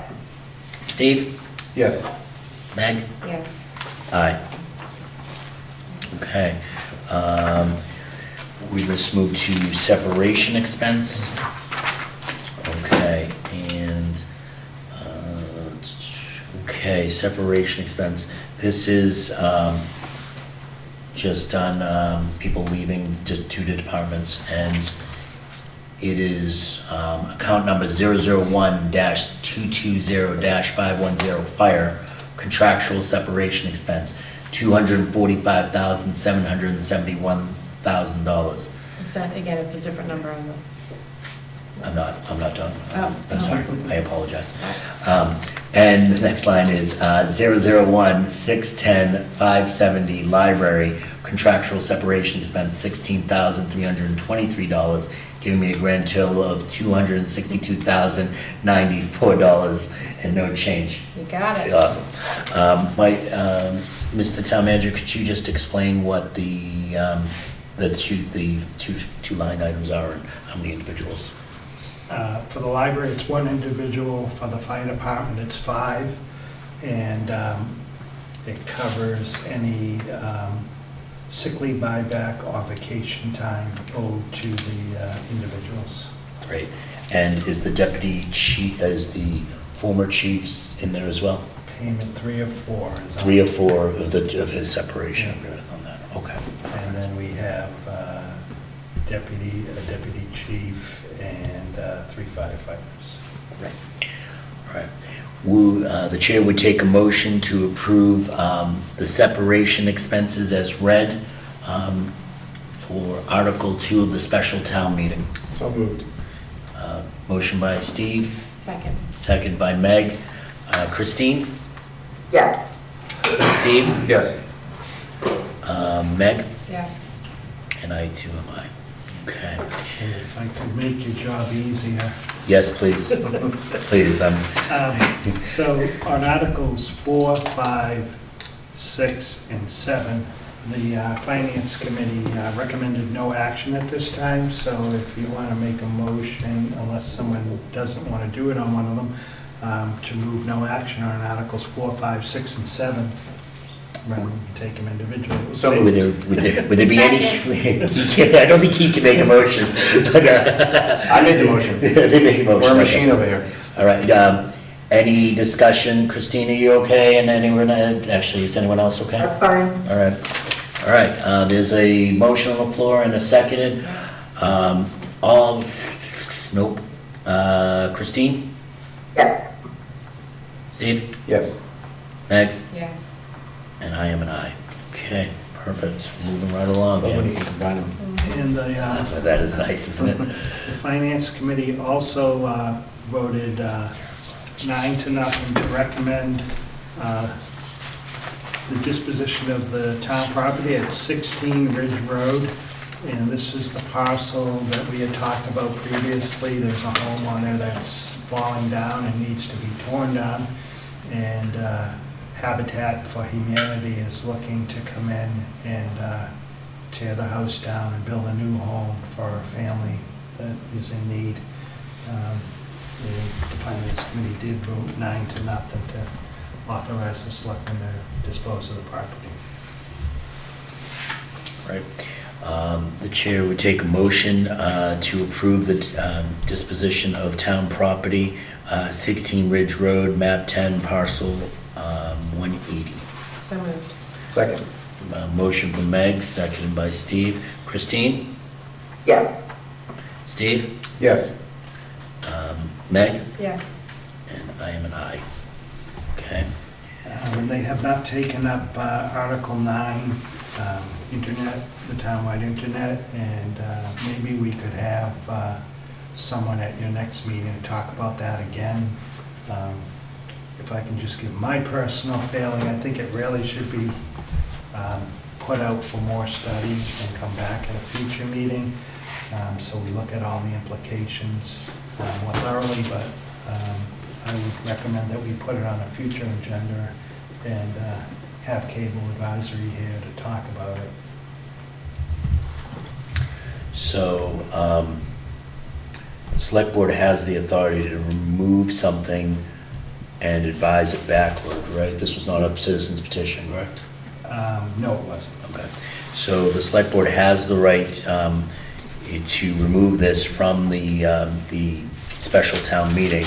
I will open up for discussion. Do we, of the recommendation of the town manager, do you want to remove the article of townwide internet for further research? Yeah. Okay. What's the date that this has to be done by? To remove it, Yeah. Or did, well, the warrant has to be posted, I think, before your next meeting. okay. So it could be on there when not moved at this time, or you We, can move it. yeah, so we could just do no action, or we could remove it. What's preferable? The reason why, the concerns that from what I've understood, I'll let Mr. Town Manager expand on, is the reward of the speeds that they're proposing just aren't very, it's very, very light. So what the goals were is to try to do a little more research and see if we can increase that, and then also expands the reach of the internet. I'll pass that off to you. So just to echo on that, with, say, like ARPA funds, you can use ARPA funds for internet, but the speeds that they were proposing aren't high enough, so they wouldn't qualify for the use of ARPA funds, because the speeds were too slow. So the question is, how many people are gonna sign up for Don't use ARPA internet funds for that's that. slower than Nobody. Comcast? So then I'll move to withdraw it Okay. from the article. Would you wish to kind of modify that? You wish to withdraw it and send it back for more research? Yes. All right. There's a motion on the floor from Steve to withdraw Article 9, townwide internet, to send it back to the cable which committee? Access Committee. Access Cable Committee to do more research. Second with discussion.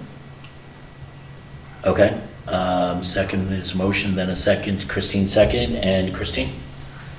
No, I just wanted to know if, I know you said that we have to vote on our next meeting for any other warrants or any other articles for the special town meeting warrant. Would there be a possibility just for the new members' sakes to have the gentleman who did the original research on this to come? Do you think it would be easy to get in touch with him to see if he could come? Christine, I think it's, from what Mike, you just said, That meeting will be too that late. meeting's too late for us to get it on the warrant. So we can have the discussion, but it won't get on the warrant. But didn't It we not? It would be. No, I know. Yeah. I understand. We can always Didn't put you it on just say that October. we have to vote for it by the next meeting? No, this No, meeting. before this meeting. For this meeting, it has to be done by next Yes. meeting? Yes. Yeah. Okay.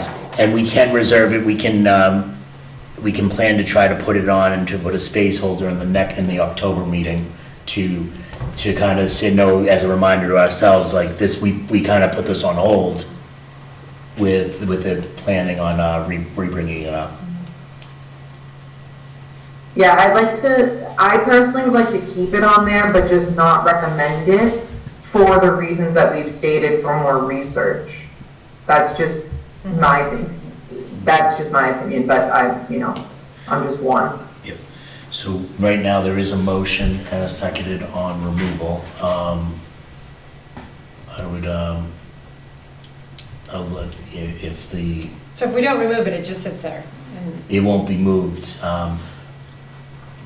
Right, correct, but my thought on it is, if you see it and you don't know the background of this, why don't I want to know about town internet. It's one of those things where, without understanding it, knowing speeds, knowing this, I think it just kind of looks like, why isn't this being moved?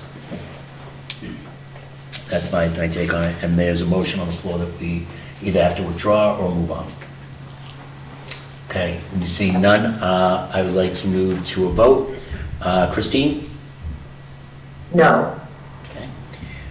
Steve? Yes. Meg? yes. And I am aye.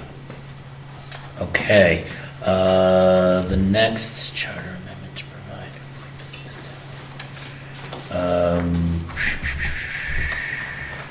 Next would be the charter amendments. Like, where do we stand with this? Is it in here? Article 10.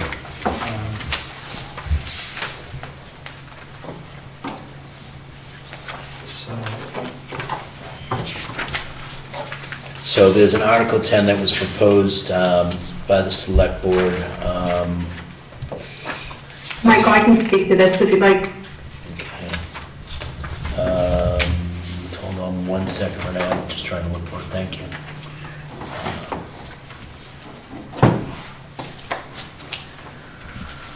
Okay, so the Article 10, give me 1 second, Renee, okay? Of course. So Article 10 is it's on the special town meeting, and it is, I'm not even gonna read through this, I'm gonna pass off the floor, thank you. I apologize, kind of getting buried here with the paperwork. I'm gonna pass the floor to Renee to kind of talk to, Renee was obviously, just for the record, previous select board member, and she was one of the authors of this article. So at this point, I'm gonna recognize Renee to walk us through this article. Thank you, Michael, and thank you for the over-embellishment of being an author. This was, as my role as a liaison to town council, this was one of the items that the board spoke of during the negotiations 2021. And so what this is simply put, it's an alignment for the charter provisions related to the town manager's appointment, the contract term that essentially precludes a non-reappointment vote at the end of the term. So what it does is it keeps for any issue of the town manager for removal of office, whether it be for cause or any other reason that the board would find, it keeps in place the provision that it has to be a supermajority of the board or a 4-vote removal. What it changes is that it aligns rather than having a difference between the contract terms and the charter, it aligns the charter so that any change or non-renewal of the contract for the town manager would just be aligned to only need the 3 votes, which is the majority of the board. So what it says in respect to the article itself is that it notes that the charter of the town of Norton is on file with the archivist of the Commonwealth in accordance with section 12 of chapter 43B of the general law shall hereby be amended by deleting the second sentence of subsection 1 of chapter 4 and inserting in place thereof the following. And it reads, the select board shall appoint the town manager to serve for a term of up to 3 years and shall fix the compensation for such person annually within the amount appropriated by the town. And then it further amends the charter by deleting the first sentence of subsection 5 of chapter 4 and inserting in place the following 2 sentences.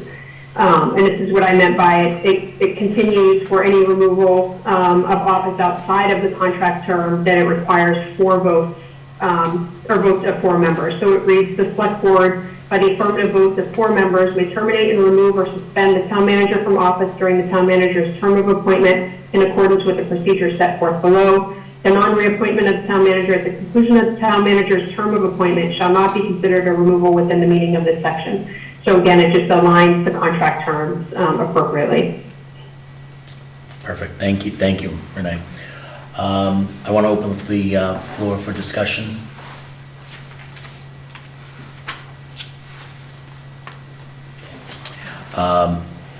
My thoughts on this are, I like section 2. I don't like section 1. I think section 1 can be covered into the contract of the town manager.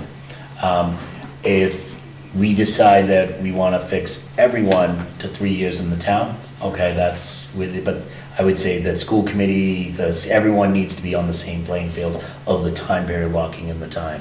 I absolutely agree with section 2 that I get wishy-washy a little bit on it versus simple majority versus super majority. You want to make sure there isn't any hasty decisions made regarding the town manager. If we decided as a group that we didn't want to take up this article as a whole, I wouldn't be heartbroken. I could understand section 2. Section 1, I think, is tying the select board's hands. If we've got the Michael Jordan, no offense, Mike Units, the Michael Jordan of town managers, which you might be, of town managers, we want to basically lock that person up as long as we possibly can and not be tied by charter or bylaws saying we can only lock them up 3 years at a time. As I'm a little wishy-washy on 2, because to remove the town manager, the problem, the way the charter is written now, you may not renew, if the contract that we do is designed where there's a renewal period and we don't plan to renew the individual, that doesn't mean that they, at the end of their contract, they just continue on unless there's a supermajority. That's also dangerous, right? So these are kind of some of the discussions that we had about this article and so forth, but I'd love to hear from the rest of the board. I like the articles as written. Yeah, I think we have to, I just think, I can't believe we're not aligned with the charter at this, it just makes no sense to me. What do you mean? What do you mean by when you say we're not aligned by the charter per se? Just saying that that they have to be in sync. We have to have the town manager. The contract The is contract has to be in alignment with the charter, and so if this will do that, then I just think this. Section 2 does. Section 1 is just an add-on for 3 years, right? I think Section 1 locks down our 3 years in our contractual, basically makes this town manager only 3 years. Whereas if we wanted to do a 5-year contract, that would do this. What Section 2 does is it it changes it from a majority to release the town manager, changes from a supermajority, which is 4 votes, it changes it to 3 votes. Michael, if I may? Please, please, Ray. I think that the first section is needed, based on the deletion of the sentence that it takes the place of. And I know this it was a long time that we had talked about this. I think that the 3-year was decided because the other contracts in town, most of the contracts in town were also a 3-year term. But I'll present to the board that you have the ability to amend that, and I can go back to Casey Law on your behalf to change that to read something, to appoint the town manager to serve for a term of, whatever is voted upon, and shall fix the compensation for such person annually. I mean, if you wanted to remove the 3 years so that the board had more leeway in doing it, you could. I remember a conversation just around the 3 years because that was what we felt we had been seeing as part of contract renewals. Yeah, I know, and agreed. One of the things that I felt, a year passed between when this issue first was raised to us, the select board, and then all of a sudden it was rushed to put it in the special. I'm wondering if we take a little more time and maybe bring it up in the fall and so forth, and address this in the fall as an amendment in the fall, and not just rush to kind of approve it just to get it done. So this, Michael, I'm sorry if I can add, this actually wasn't rushed. It was, it had to be delayed because the executive session minutes weren't approved. Okay. And it referred to discussion in those sections.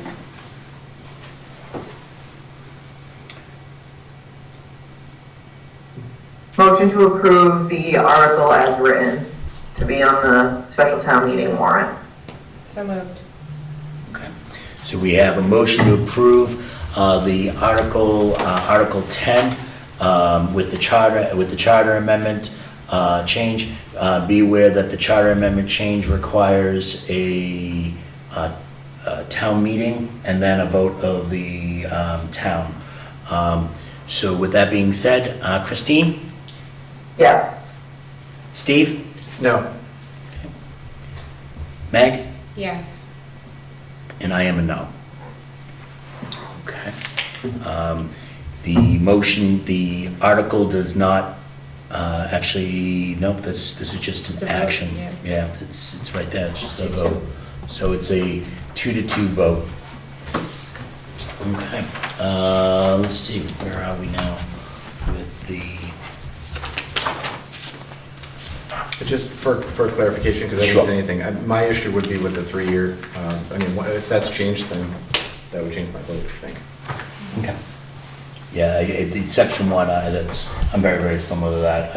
I agree that the charter and the contract have to be aligned. I think section 2 is absolutely. And any hand tying in contract negotiations is difficult.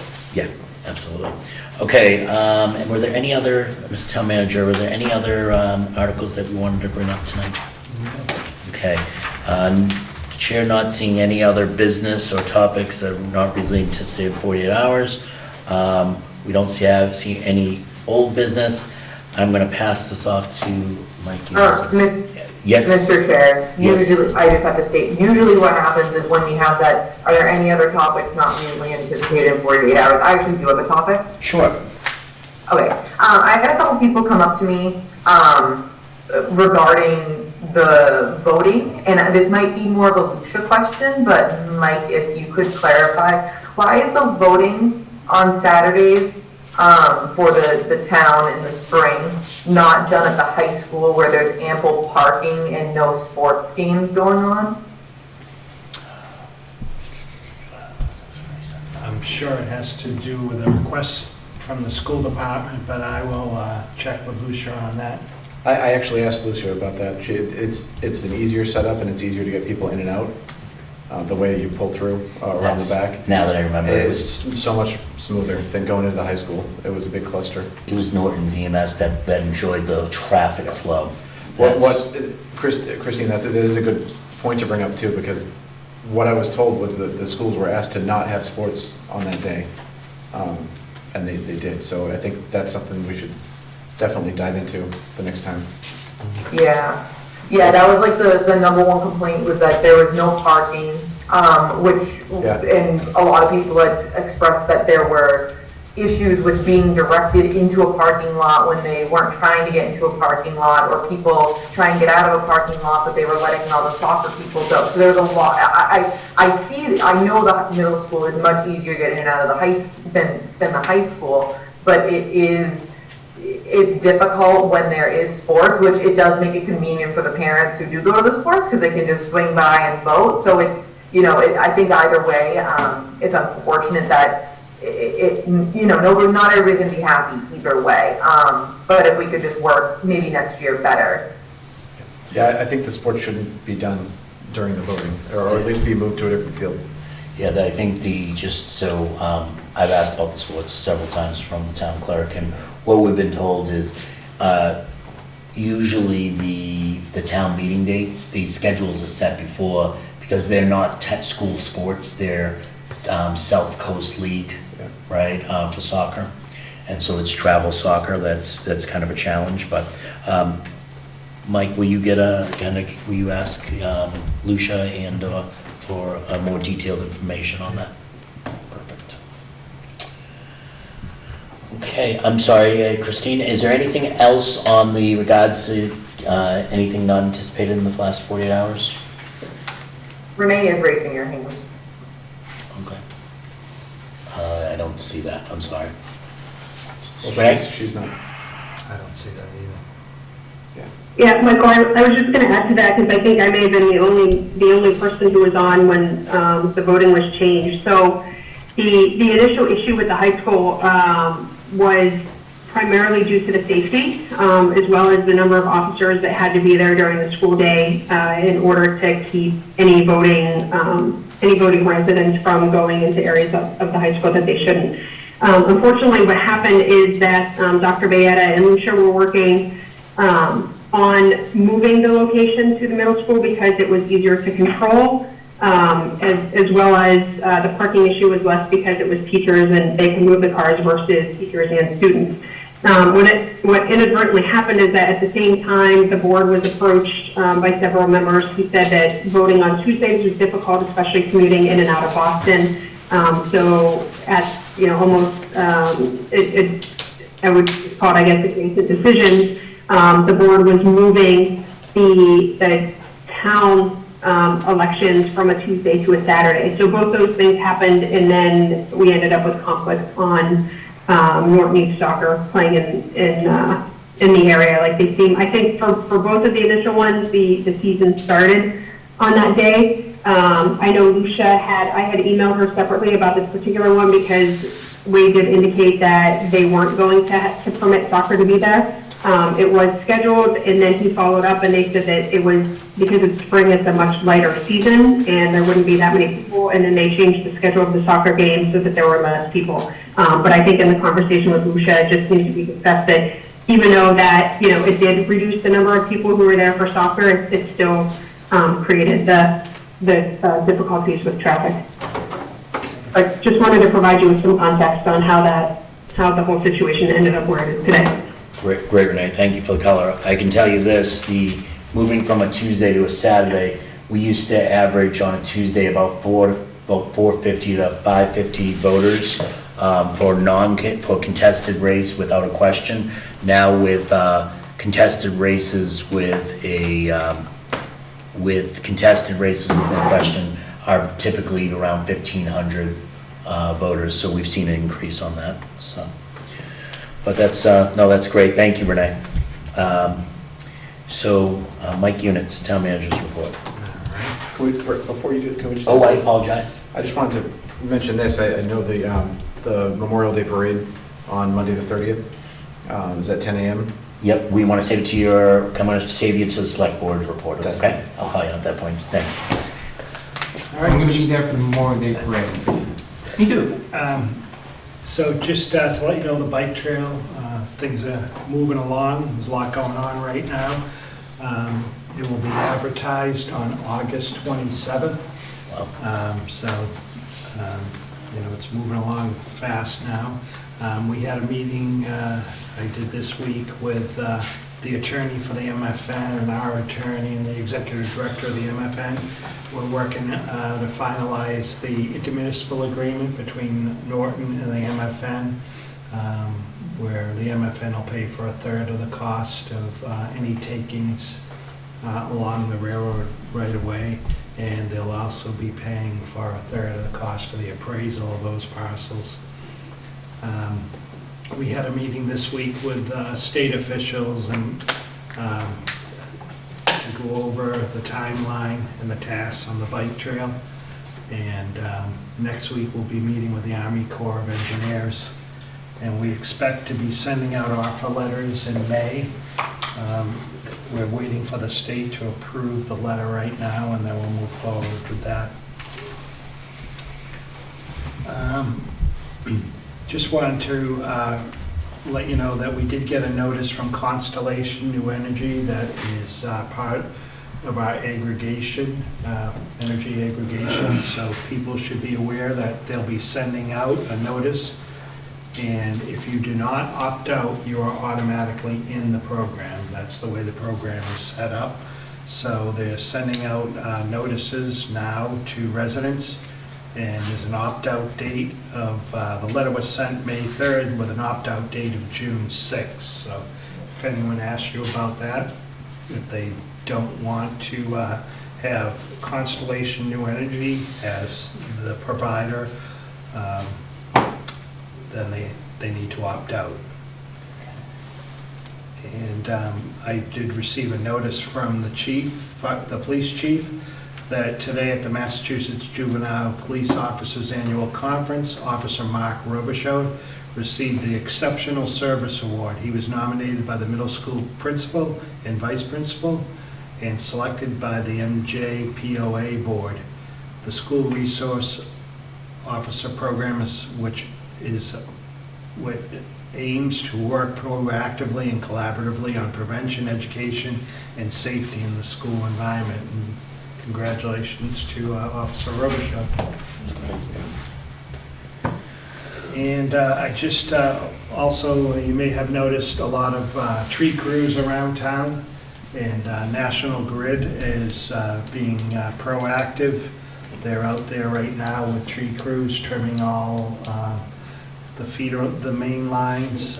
Mike, I think it's great. My only request is not when the school buses are going down the streets. I waited like 25 minutes. My kids were both late and they didn't have gas today, so, yeah.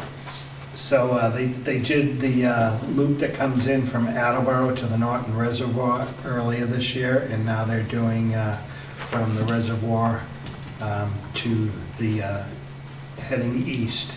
And so they have 3 crews out doing that right now. That sounds like geographically close to Ymca. They do. And they started right around 7:30. Yes. And I did have the opportunity to meet with the new director of the Attleboro Norton YMCA, Courtney Harness, and I'm going to be taking him around town, showing him the town of Norton. And I told him that maybe we could have him come to a future meeting to introduce himself to the board. That'd be great. One other thing, Mr. Town Manager, is there a chance that we can maybe send an invite to the new president of Wheaton College, maybe virtually, to join us for a meeting, just to meet her and welcome her and so forth, when her schedule allows, obviously. Hey, Mike. Remind me again. National Grid is the upper wires and Verizon the lower wires? Correct. Okay, thank you. And cables in between. Okay, is that it, Mike? That's it. Great. Select Board report and mail. I know that our good friend Steve over there has something, so I'm gonna start with him and then we'll move along. I just wanted to point out that Memorial Day Parade, Monday the 30th at 10 a.m. It's going from the Yell to, right? Yep. Going from the Yell to the center, so. We'll actually go Yell Pine Street. Pine Street. Yeah, that's right. Pine Street and then back to the Common. Okay. Yeah, there's a memorial, the memorial, I forget which memorial that, I think the Pine Street is Korea, but I could be wrong about that. Yes, and we don't want Mr. Units to walk alone, so I'll be going with him too. Yes, yes, absolutely. Meg, anything for you? No. All right, Christine? No. Okay, great. Nothing for myself. Warrants, it's, by the way, now that we're, do the warrants have to be read, the amounts have to be read, or what's the? Yes. You have to No, but report what you signed. Okay, all right, so let's just do it. All right. It doesn't have to be voted, you Yep. just have to report. Payroll warrant, I signed to this week. Payroll warrant PR 22-23 for the week ending April 30th. April 30th. Warrant dated May 5th in the amount of $1,496,049.25. Invoice warrant AP 22-45 dated May 5th, 2022 in the amounts of $1,309,529.58, and invoice warrant AP 22-46 dated May 12th, 2022 in the amount of $611,326.97. Jack, you were absolutely right. It's a tongue twister. Our next meeting agenda is May 25th, 2022. We do not have executive session this time, and the chair would take a motion to adjourn. So moved. Second. Meg, a motion by Meg, seconded by Steve. Christine? Yes. Steve? Yes. Meg? Yes. And I am an aye. Thank you all very, very much. Close the meeting at 9:28.